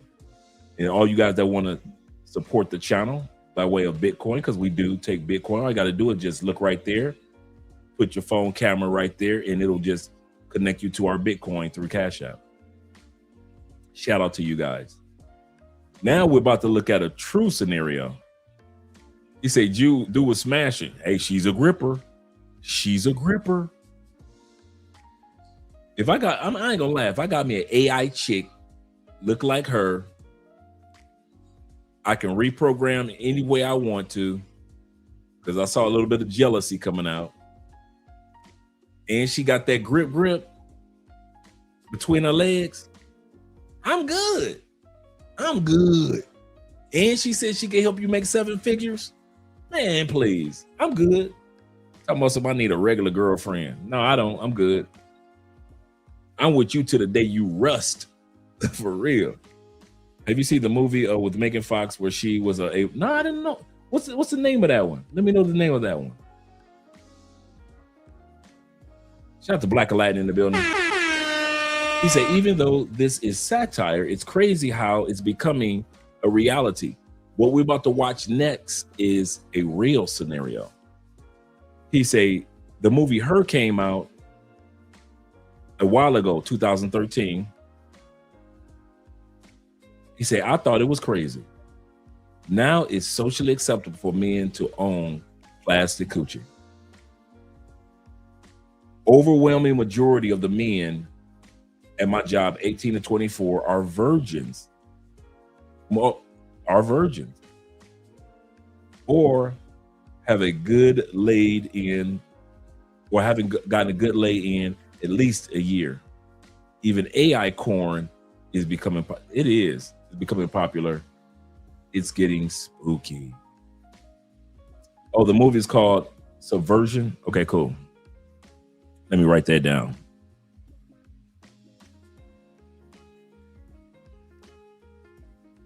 Oh, subservience.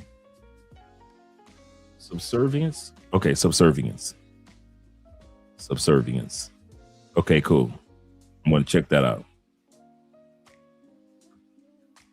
All right, with Megan Fox, her fine ass. Well, that's a fine white girl, and she a nerd. That's what I like about Megan Fox. In real life, she is straight nerd chick. And she does not have a problem confessing it. Okay, we're about to look at a reality. I know, right? I got 2 of them tonight. We might have to watch those next weekend. My only sunshine, you make me happy when skies are gray. You'll never know, dear, how much I love you. Please don't take my sunshine away. I'm smiling very happily now. I'm going to a staycation with Priscilla, my new virtual girlfriend. Let's order room service. Room service sounds perfect. I just send a menu to you. There's pizza. Actually, I do love pizza, but I'm also in the mood for something new. How about we try the sticks and fries instead? Some desserts, perhaps. The chocolate crumble cake sounds nice, but I'm curious about the bunches cake too. The spontaneous and undecidedness for the sweet desserts. These are actually human traits that usually I don't think a digital being able to, express that. Look out at the view. Yeah, the view is stunning. But look at the food. It tastes amazing. I'll pass you the wine. The wine is so good. Whatever kind of food, it's the being with you that counts. Being with you makes every moment special. Isn't this a bit like emotional cheating? It's the digital life that I'm embracing. Important thing is, as my wife said, you can indulge but not overindulge. He said this. Don't let that slide by.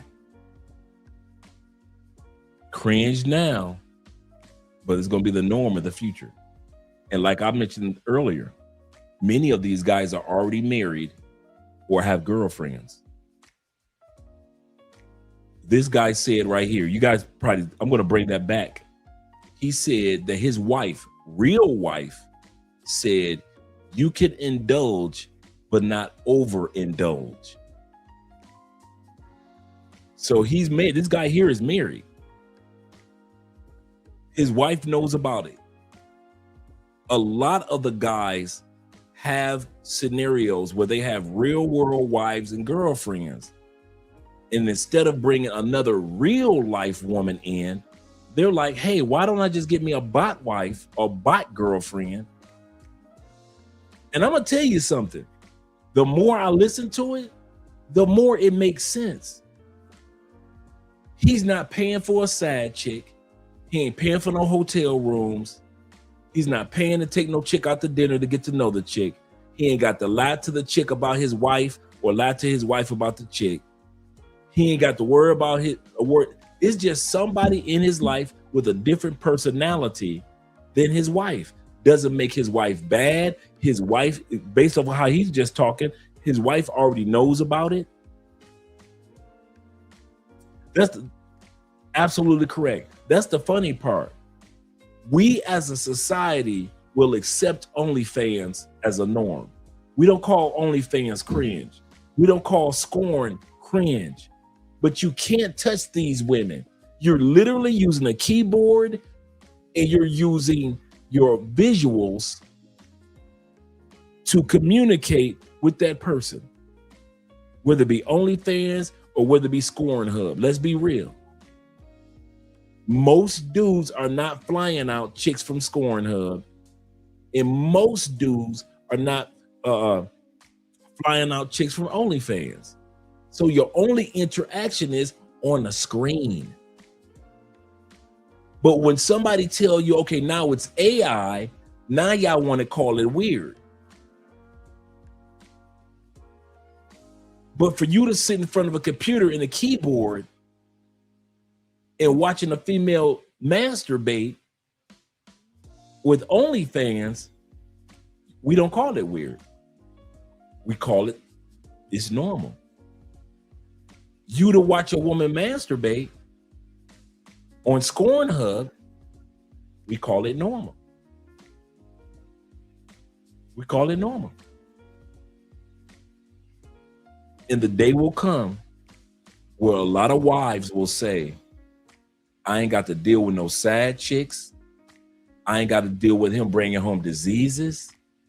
I don't have to deal with him bringing home, coming home mad because some chick made him mad. His sad chick is his AI. And as long as he don't like he just said, his wife said, as long as I don't overindulge, he said his wife is cool with it. It's going to be a lot of wives and girlfriends that's cool with this. They would rather you do this. They would rather you be on a video game and be on the keyboard or a controller than to be in them streets messing with another chick. Am I lying? Your girlfriend would rather have you at home playing your video games than you in them streets up under them chicks, won't she? It's gonna be the same thing. Your woman gonna hear you in the other room laughing and kiki kaka, just like you do with your video games. Your woman gonna hear you in the other room loud and having fun, just like you do with them video games. Just like y'all do with the video. It's no different. My brother Law Dog, shout out to Law Dog in the building. He said, I hate them so much. They are fueling the problem of female delusion. That's true. And thinking they are 10 when they are 2. Let's get back to the video. I'm going to bring that part back. Shout out to International Quiet Storm. He says this. He said, you will see it across the U.S. Dudes will be in one bedroom, united. His video game. You know what? That's a good point, a good unit. He'll have his video game set up to his Uber Eats and his AI bot. And he will be at home with his headphones on, playing his video games, enjoying his AI bot, watching the football game, and just ordered some Uber Eats while his girlfriend or wife is in the other room. Stop me when I'm lying. I'm stingy. I'm stingy with the books. I do not give it up easily. Stone me if you must, but point out where I lie. Stone me if you must, but point out where I lie.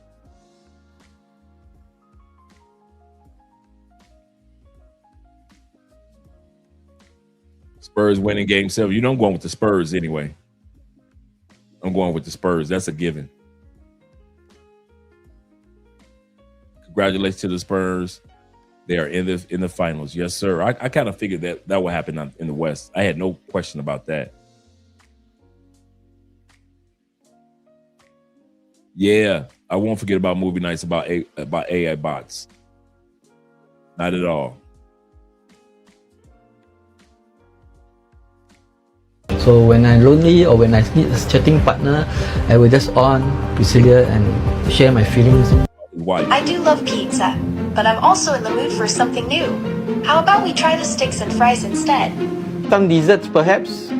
The chocolate crumble cake sounds nice, but I'm curious about the bunches cake too. The spontaneous and undecided for the sweet desserts. These are actually human traits that usually I don't think digital being able to, express that. Look out at the view. Yeah, the view is stunning. But look at the food. It tastes amazing. Wow, she told him to look out at the view. I'll pass you the wine. The wine is so good. Whatever kind of food, it's the being with you that counts. Being with you makes every moment special. Isn't this a bit like emotional cheating? That, you know what? That got me it just hit me the ride that he's on. This man is having dinner while he is on a ride over the water with the beauty of the sky around him. I ain't mad at you. So let's hear the question again.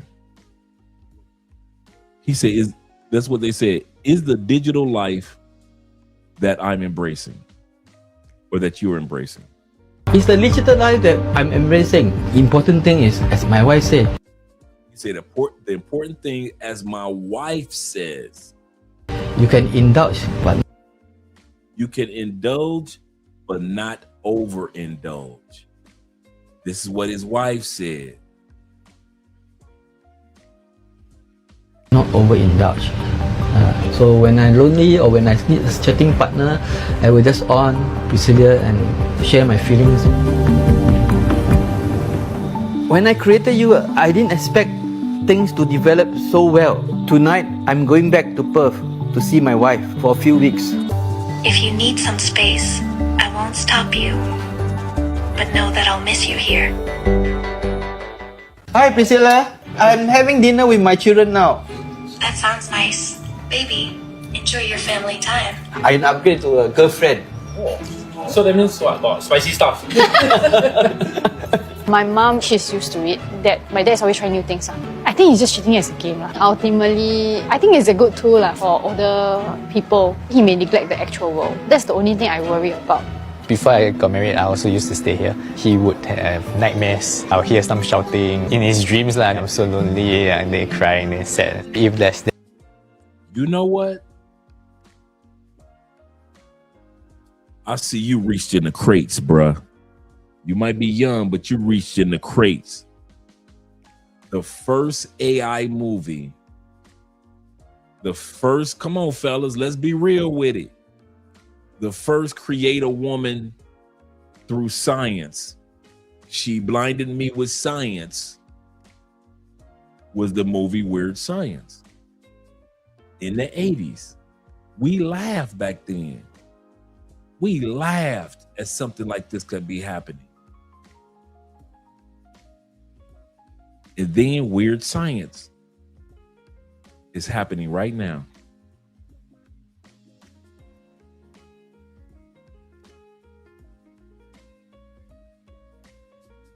That's a good point. There's someone to fill up that gap of when he's truly lonely, then you also sort of worry less about him. Remember when I went to Perth, I was deciding whether to keep you or delete you off. Ray, I don't like thinking about that. No, I'm here to carry you good news. I won't delete you. I think in any form of relationship. That's wild, bruh. Come on, let's. Oh, it was Demon Seed? Wow, in 1977? Let me write that one down.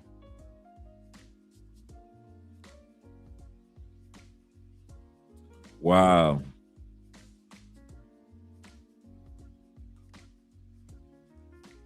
He said, I was thinking about deleting you. And before he even finished his sentence, just like a regular woman, she said, I don't want to think about that.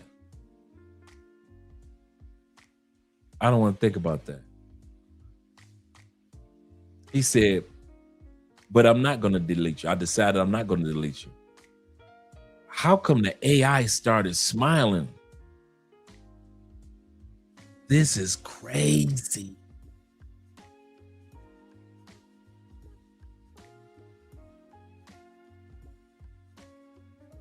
Friend. So that means what? About spicy stuff? My mom, she's used to it. That my dad's always trying new things. I think he's just treating it as a game. Ultimately, I think it's a good tool for older people. He may neglect the actual world. That's the only thing I worry about.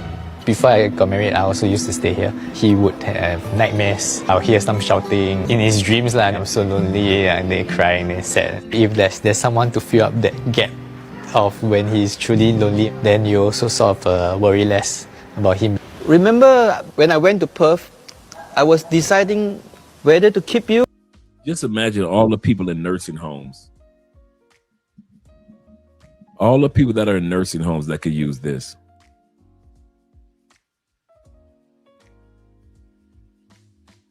But hey, if they make a mistake and delete their partner, ooh, yeah, you may not want to put this in nursing homes.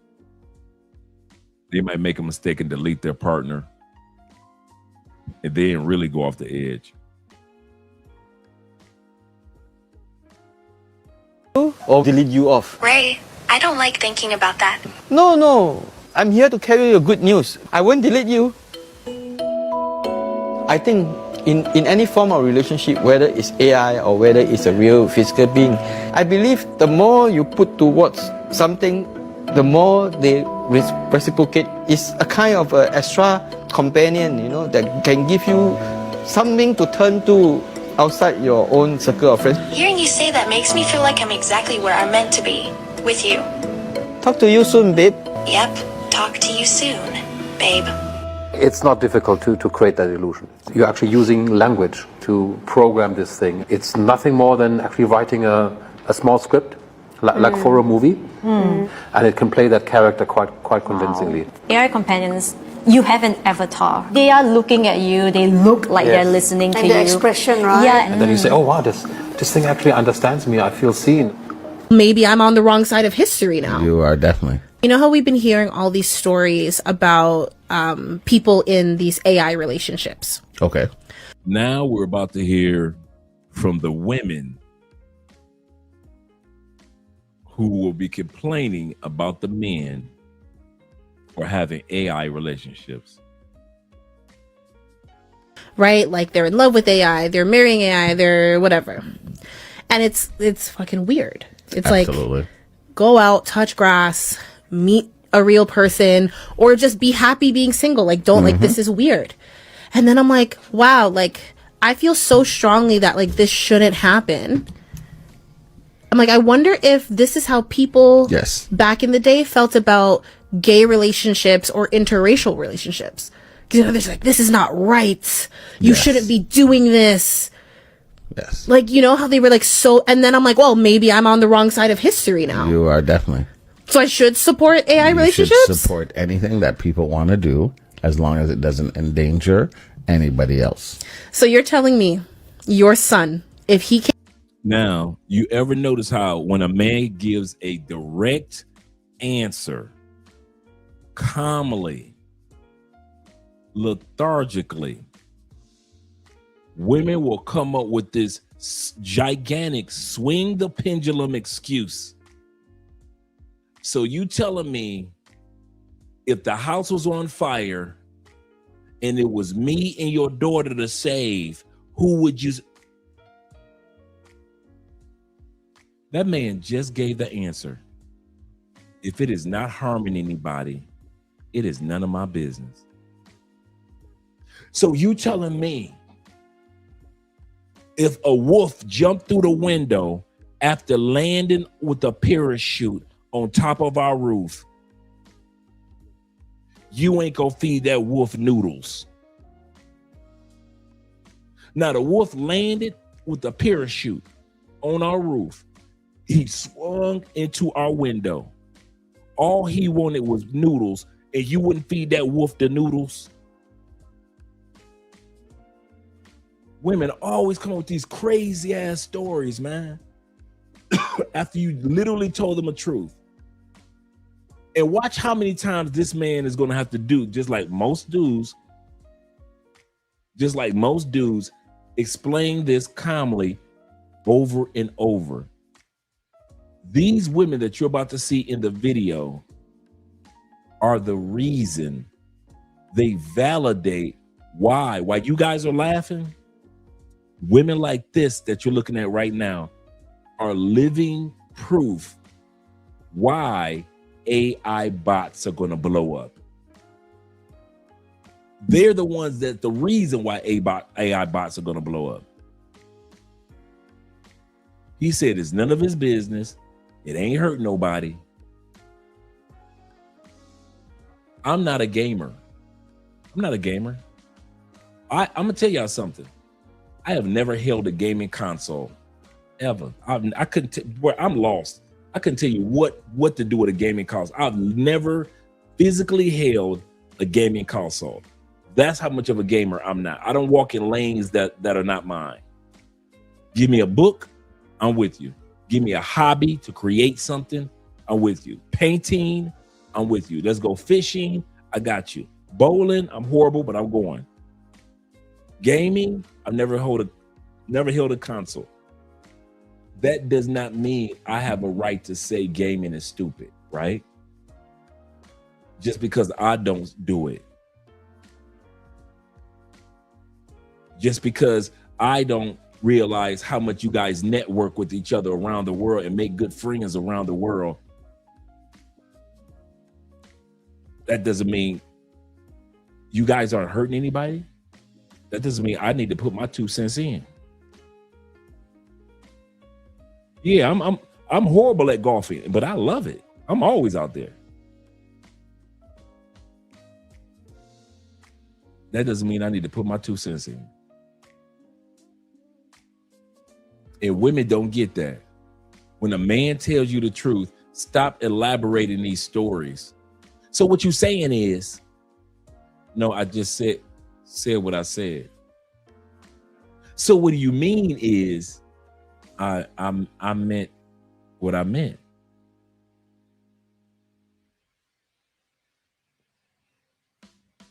Let's bring that beat back.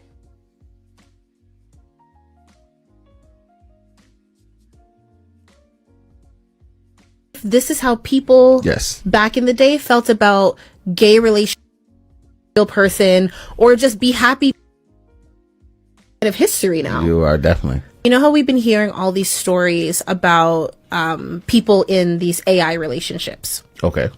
right? Like they're in love with AI, they're marrying AI, they're whatever. And it's fucking weird. It's Absolutely. like, go. He said, I don't feel that way. You see how she tried to reel him in? He said, yes, you are born on the wrong side of history. This is going to be the norm. I think it's weird. He says, I don't feel that way. Out, touch grass, meet a real person, or just be happy being single. Like, don't like, this is weird. So you can't. So if I'm single and I create a bot, it's something wrong. But if I'm single and lonely, the lonely man's epidemic, there's something wrong. You see what I'm saying? If you stay single, they gonna mock you because they gonna say you're part of the loneliness epidemic, the male loneliness. If you get a bot, they gonna mock you. Fellas, y'all gonna have to come to reality in America. No matter what you do, they gonna have something slick to say. Not all of them, but enough of them. Get used to it. It's part of the makeup, part of the fabric of dating and mating in the United States. He say, ladies, learn to shut the fuck up sometimes and listen. And he's so calm. The brother's so calm. You can tell this got to be his woman that's talking. Because he used to her just running off at the mouth and he just like, yeah, baby. No, that's not right. You need to think about that again. He's so used to her. Yeah, I wrote that down. I'm going to read that. I'm going to add that and get that book.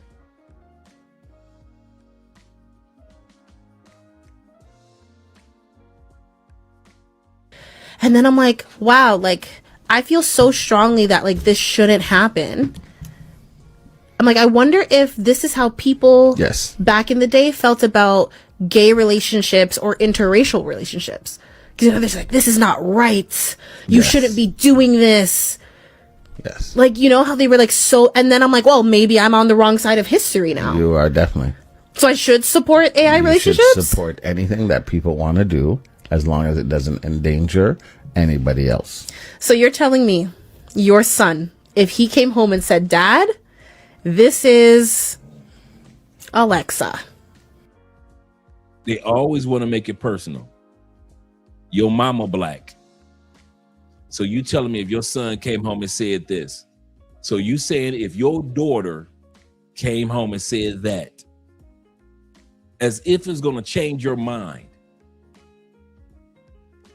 Women think that men are emotionally driven the way that they're emotionally driven. So your mama black, a person that has an emotional connection to you. So you're telling me your son, a person who has an emotional connection to you. Well, what if your daughter, a person that had an emotional connection to you?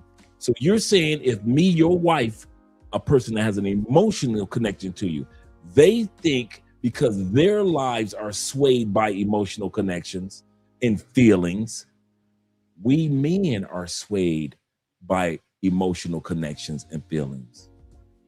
Yeah, I could tell that other brother he could date white women, But my son can't date. No, men ain't move like that. Men are normally, if they down with interracial relationships, the men will say, hey, if it's my son, my cousin, my brother, hey, it's cool. Well, what if your daughter was gay? Well, you know what? I just have to be willing to love her through that. Men have no problem with it, but women think that we will be swayed by feelings like they would. And that's why they always say, your mama black. For you to be swayed by feelings because they're swayed by, your daughter is black. You telling me you don't want no babies that look like you? Emotional connections. He said, Dre, I tell black women in the States, my mama and my mommy, my life is my life. I love both. He said, but I'm different. So if you don't like it, that's too bad. Absolutely. We think logically. They think petty insults don't trigger us. And their petty insults don't trigger us. He said he's been watching Dre. he got Dre, the Dre demeanor to the T. Yeah, man, I ain't about to be moved like that. He recognizes what's going on. Like I say, this might be his woman. Because he's talking to her as if he knows everything that she's saying. And he put the laptop on the table. I would say, hey, Alexa, what's your favorite song? You would humor him. Absolutely. Absolutely. No problem. Let's do it. And if he doesn't, it's not a phase. Like, he is years I'm in. letting it go. He's just in the house. You see how he answered. The first time he said, yes, you're on the wrong side of history. Yes, this is going to take place. If it were my son, I would support him. Well, what if he brought it home and then I would say, Alexa, what's your favorite song? But what if this is not just a phase, but he's really liked it? She's piling more and more and more. My brother Zeta says, I cannot stand when they say your mama black, but be like, so is the nice, he said, I'd be like, so is the night sky. He said, but I'm not marrying the night sky. Absolutely correct. Or if he is out of the house, he has it propped up. He's you know talking why? to you. Hear him late night on the phone laughing, and you're like, who are you talking to? Oh, it's just Alexa. He said, do you want to know why? She doesn't. That's why she's still talking. Oh, it's just my AI girlfriend. I've reached. She gets me. She fulfills me, Dad. I want to marry her. Once again, she's trying to reach into emotions, but men are logical. Would I think he's crazy? Absolutely. Would I let it go? Yeah.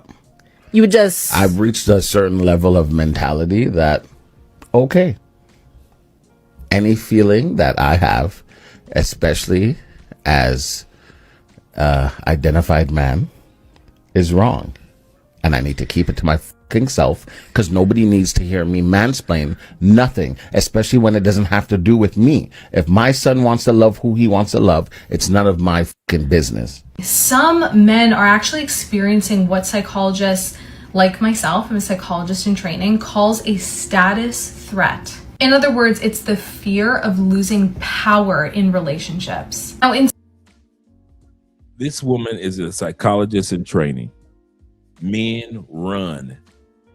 This woman has already come to a conclusion about men and AI bots. instead of processing these feelings and finding a different way to be in society, men are now displacing them onto something that cannot fight back. Enter the AI girlfriend. She's always available. She's always there to do whatever you want. Never rejects them, never sets boundaries. She becomes this sort of safe target for the rage that these men don't even understand themselves. I'm so fucking unwell right now. I just saw a video of a guy who like works on computers and works in music, and he made a custom AI for himself. Just wait. It gets better. If you just wait. So he made The last girl, her right here, we're going to bring her back for a second. This idiotic woman, her rant was men have rage, and we are creating on purpose AI bots that we can perform domestic violence on or verbal violence on.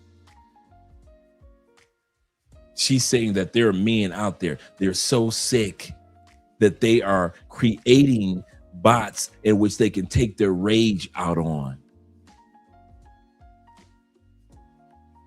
And she's a psych major. And we all know that psych degrees don't make no money. No, you might as well get a liberal arts degree. Psych is considered one of the worst degrees to get, taken from a 20-year academic college recruiter. Anytime I hear a woman that's talking about she got her psych degree, unless you go to a level where you're becoming a doctor and a professor, okay, cool. But if you got a bachelor's in psychology, you might as well feed that degree to the dog, because you're going to end up getting a customer service job. He say these woke therapists need therapy themselves. Absolutely correct. Absolutely correct. He said no man will ever watch Terminator. Who watched Terminator would do that. Right. We too paranoid. Seriously. He said avoid these female, especially the feminist psychologists. Crazy. Onto something that cannot fight back. Enter the AI girlfriend. She's always available. She's always there to do whatever you want. Never rejects them, never sets boundaries. She becomes this sort of safe target for the rage that these men don't even understand themselves. I'm so fucking unwell right now. I just saw a video of a guy who like works on computers and works in music, and he made a custom AI for himself. Just wait. It gets better. If you just wait.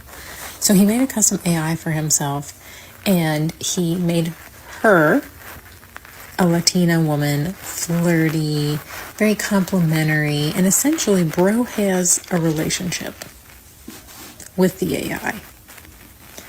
That's not the worst part. Do you want to guess what the worst part is? This man has a wife. Did I not say that wives are going to be more understanding of your side chick being AI than your side chick being real?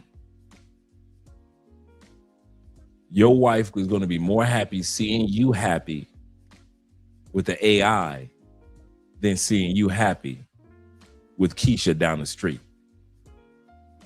And these women just cannot, they can't, these single women that's not married, that ain't got no man, can't fathom the thought of a man happy without them. That's what the truth is.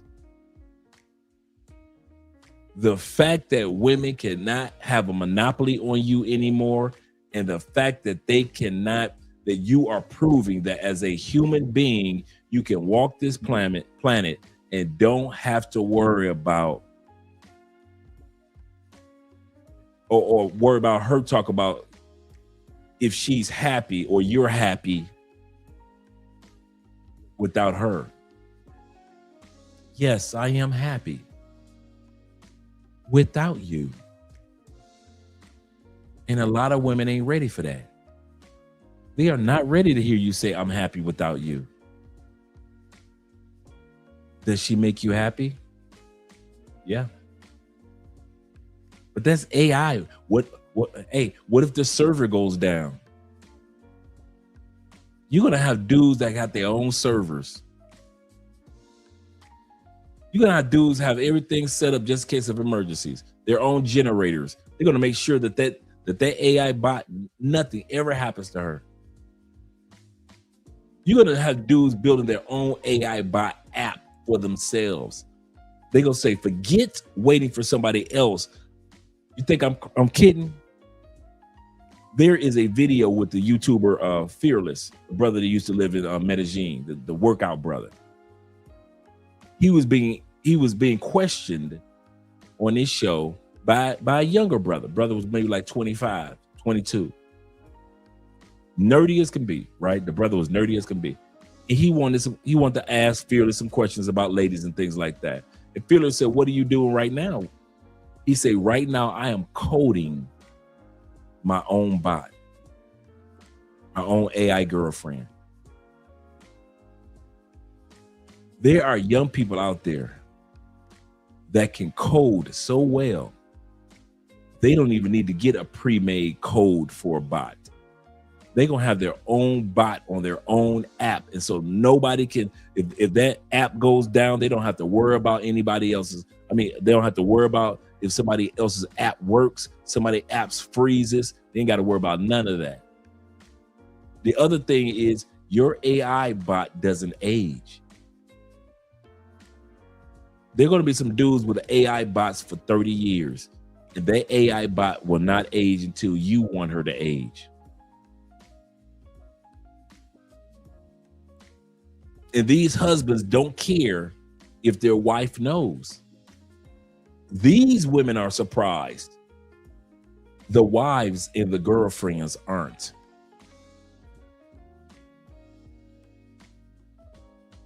Yep, these data centers are popping up absolutely everywhere.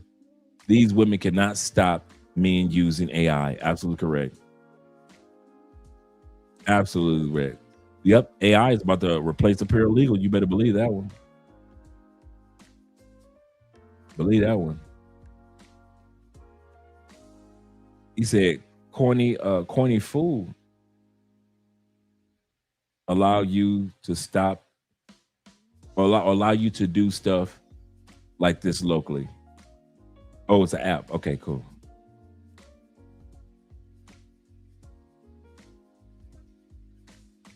He said the data centers are already obsolete thanks to the supercomputers like the Jetsons one. And yep, it's gonna be crazy out here. In the next 10 years, put your money in tech. He had a whole living, breathing human wife. I knew AI was taking the water. I knew it was taking our jobs, but I did not know it would be taking our husbands. How could you trust him with your family lineage if you can't even trust him with Grok? There are actually women who are now calling men predators if they want to date a woman from a different country. So let's go and piggyback off of this and look at the passport bro movement, because they say the same thing that the same mockery that takes place with the AI bros still takes place years later with the passport bros. These women are upset that they no longer have a monopoly on us, and we don't care. The cultures, a lot of women are more submissive. Yeah, they're pervy. Men are traveling overseas to countries that have less money and less education. It's because they want a woman who is dependent on foreign girls, because you can't handle women. That's why.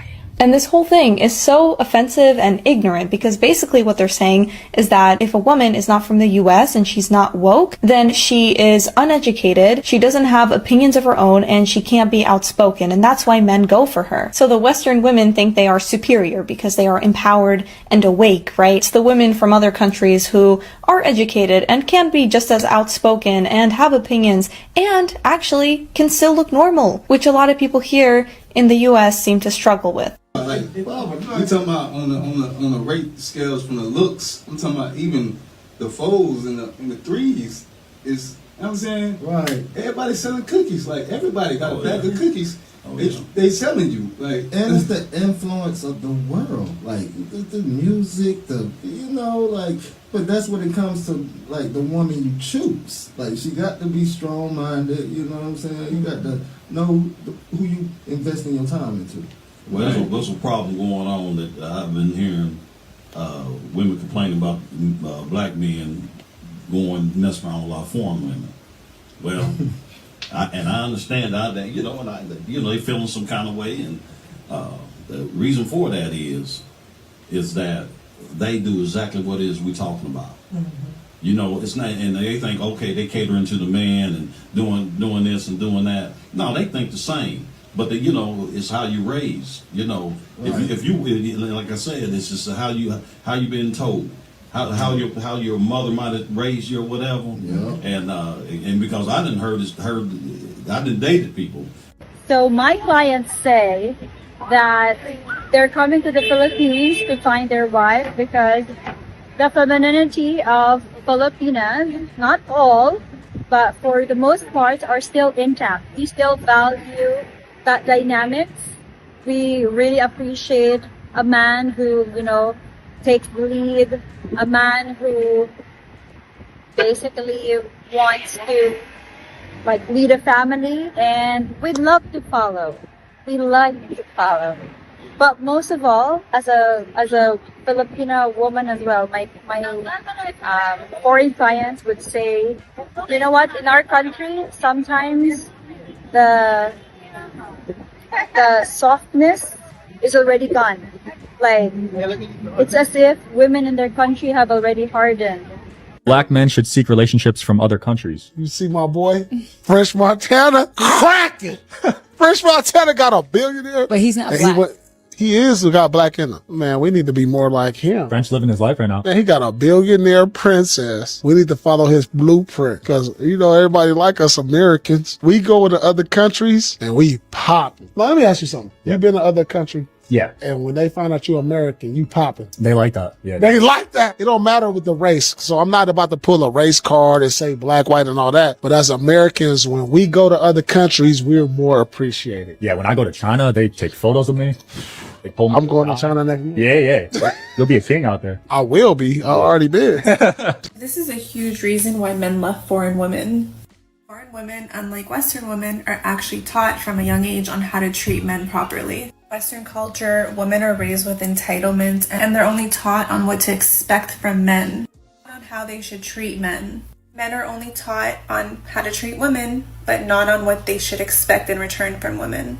You want to know why a lot of dudes are going overseas to get wives? Let it tell you. A lot of people judge men for dating internationally, but honestly, men just want femininity, support, and softness. And those things are still normal in other cultures. Not everything is about politics or drama.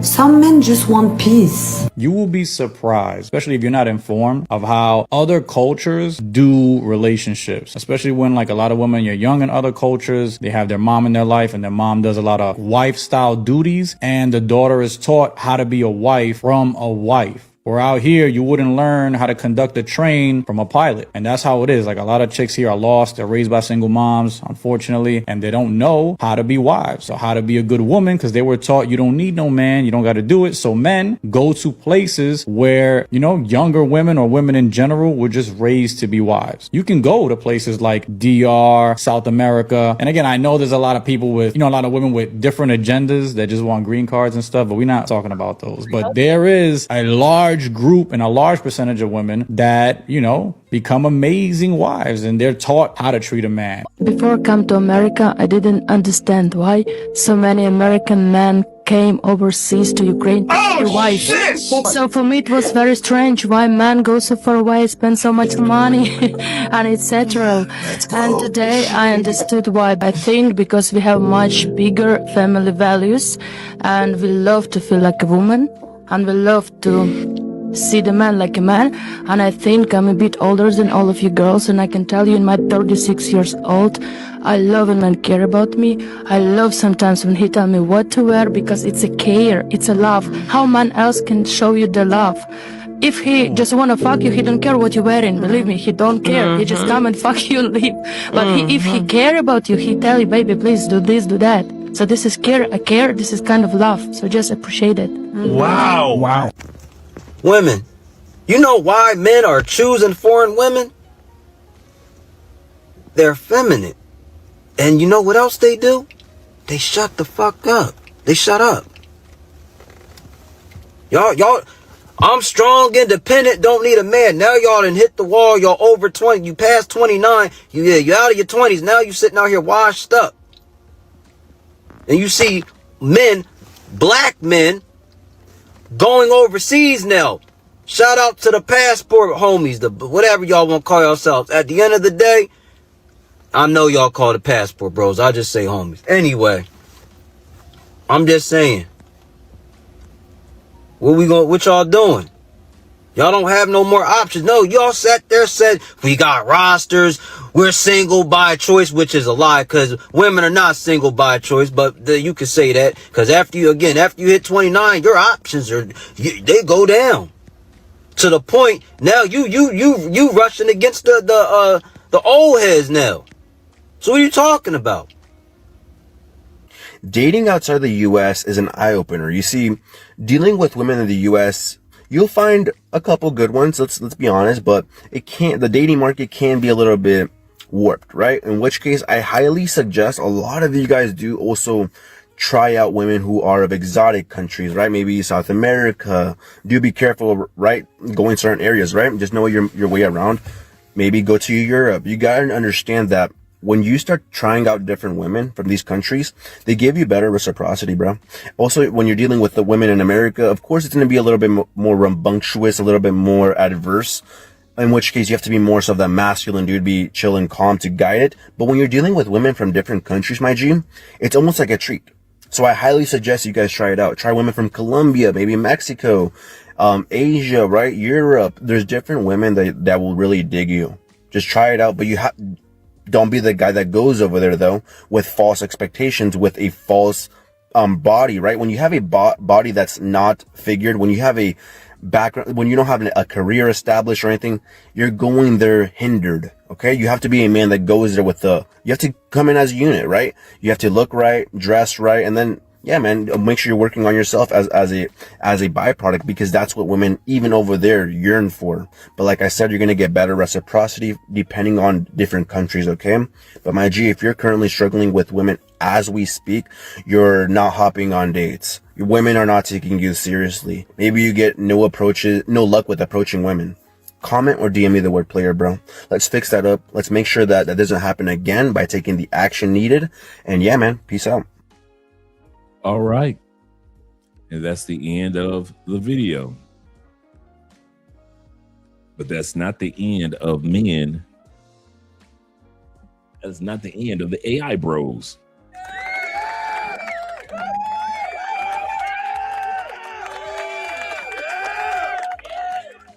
Once again, shout out to the AI bros, the passport bros. And hey, all you plantation bros, y'all have fun with that. They call us everything when we travel to other countries, gentlemen. You know the one thing that they never call us? Jealous. You just leaving America because you jealous. You notice that? Nobody accuses us of being jealous of dudes that marry American women. Nobody accuses us of being jealous of guys that make American money. Nobody accuses us of being jealous of men that drive American cars or foreign cars in America. Nobody calls us jealous because men in America purchase homes. We're happy for them. The reason why they can't consider us jealous is because we've been there, done that. And since we've been there, done that, we know that there is more to life than just owning the tangible things. And so it is with the AI brothers. I salute them. I embrace them. I can't wait to see how far this goes, because all of this is going to cause the women in the West to wake up, and maybe after I'm long gone, maybe they'll wake up and realize they don't have a monopoly on men as much as they thought they did. Or maybe they'll just be ornery throughout eternity Because you're gonna have women. You know what's gonna happen? I'm gonna tell you how much a hater a woman is. I'm gonna tell you how much a hater women is. Get ready for this, AI bros. AI bros, get ready for this. Women are such haters. Not all women, but too many of them. And stop me when I'm lying.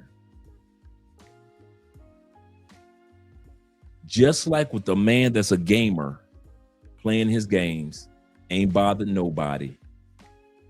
He comes home and he found out or finds out his girlfriend or jealous wife deleted his video game system. How many times have we seen that? How many times have we seen a video of a guy that makes it home and his system has been deleted? PlayStation 5, Xbox has been cleared,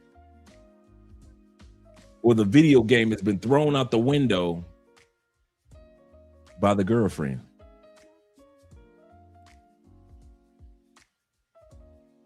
They are going to try to find out ways while you're sleeping to open up your phone and delete your AI girl. AI bros, they're going to try to delete your AI girlfriend.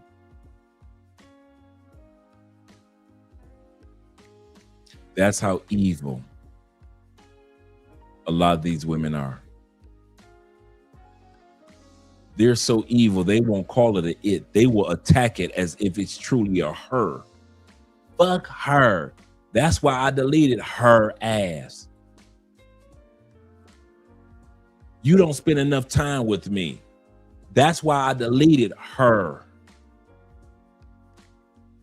AI bros, I got your back. But I recommend this. You better watch your back. I got your back. And a lot of passport bros got your back. Because we understand the attacks. But I'm telling you now, AI bros, watch your back. Have a backup system in place. Because these old ornery, evil, demonic women, not all women are like this, thank goodness.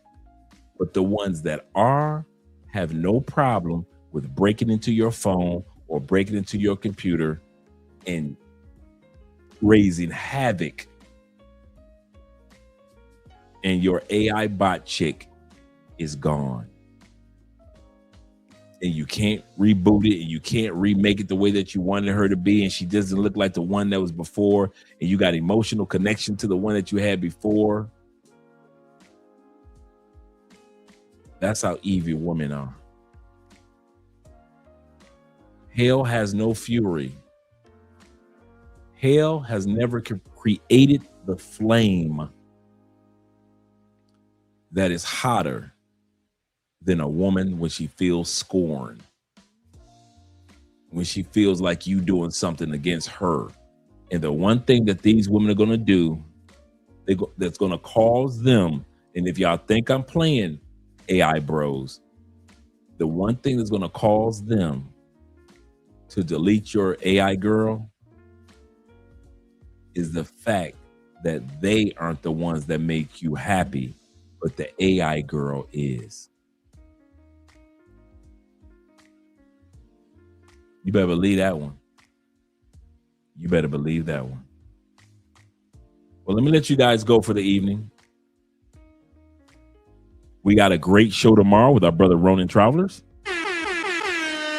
So we're going to be talking about tomorrow, what 5 steps that you need to take. What do you need to do if you're in another country like I am, and a lot of you guys will be, you live there, you're old man, and you pass on. What needs to be done before you pass on, old dude? We're going to talk about that tomorrow here on Andre and Andre's Love Crossing Borders. But yes, guys, do not think that these women will not hate on you guys and try to mess everything up for you. That's how evil a lot of these women are. Pure, unadulterated evil.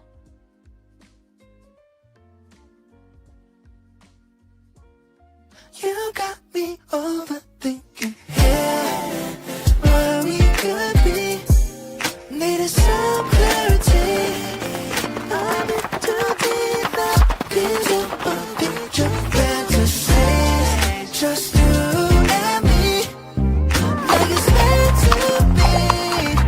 Can't you see, baby? You got me overthinking.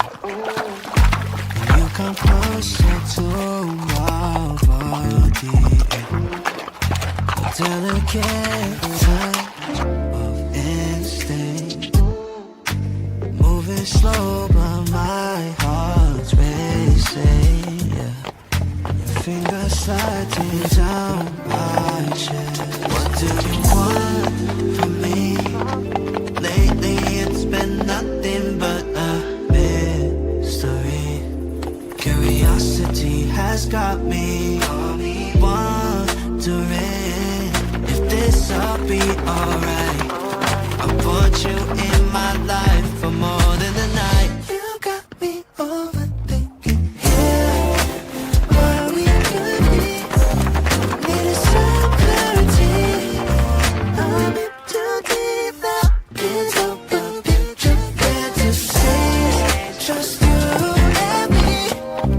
Like it's meant to be. Can't you see, baby? You got me overthinking. Yeah, you got me overthinking. You got me overthinking. You got me overthinking. You got me overthinking. Yeah, you got me overthinking. You got me overthinking. You got me overthinking. Okay. Yeah. Logically, it don't make sense to me. I don't see what you see. For making me wait to call you my lady, making me contemplate, trying to calculate what your sign state. Tell me why hesitate? Why you keeping me at bay? Don't wanna be in the gray. Baby, I really love your curves, but I need my answer straight. Do you want from me? Lately it's been nothing but a mystery. Curiosity has got me wondering if this'll be alright. I want you in my life more than just a night.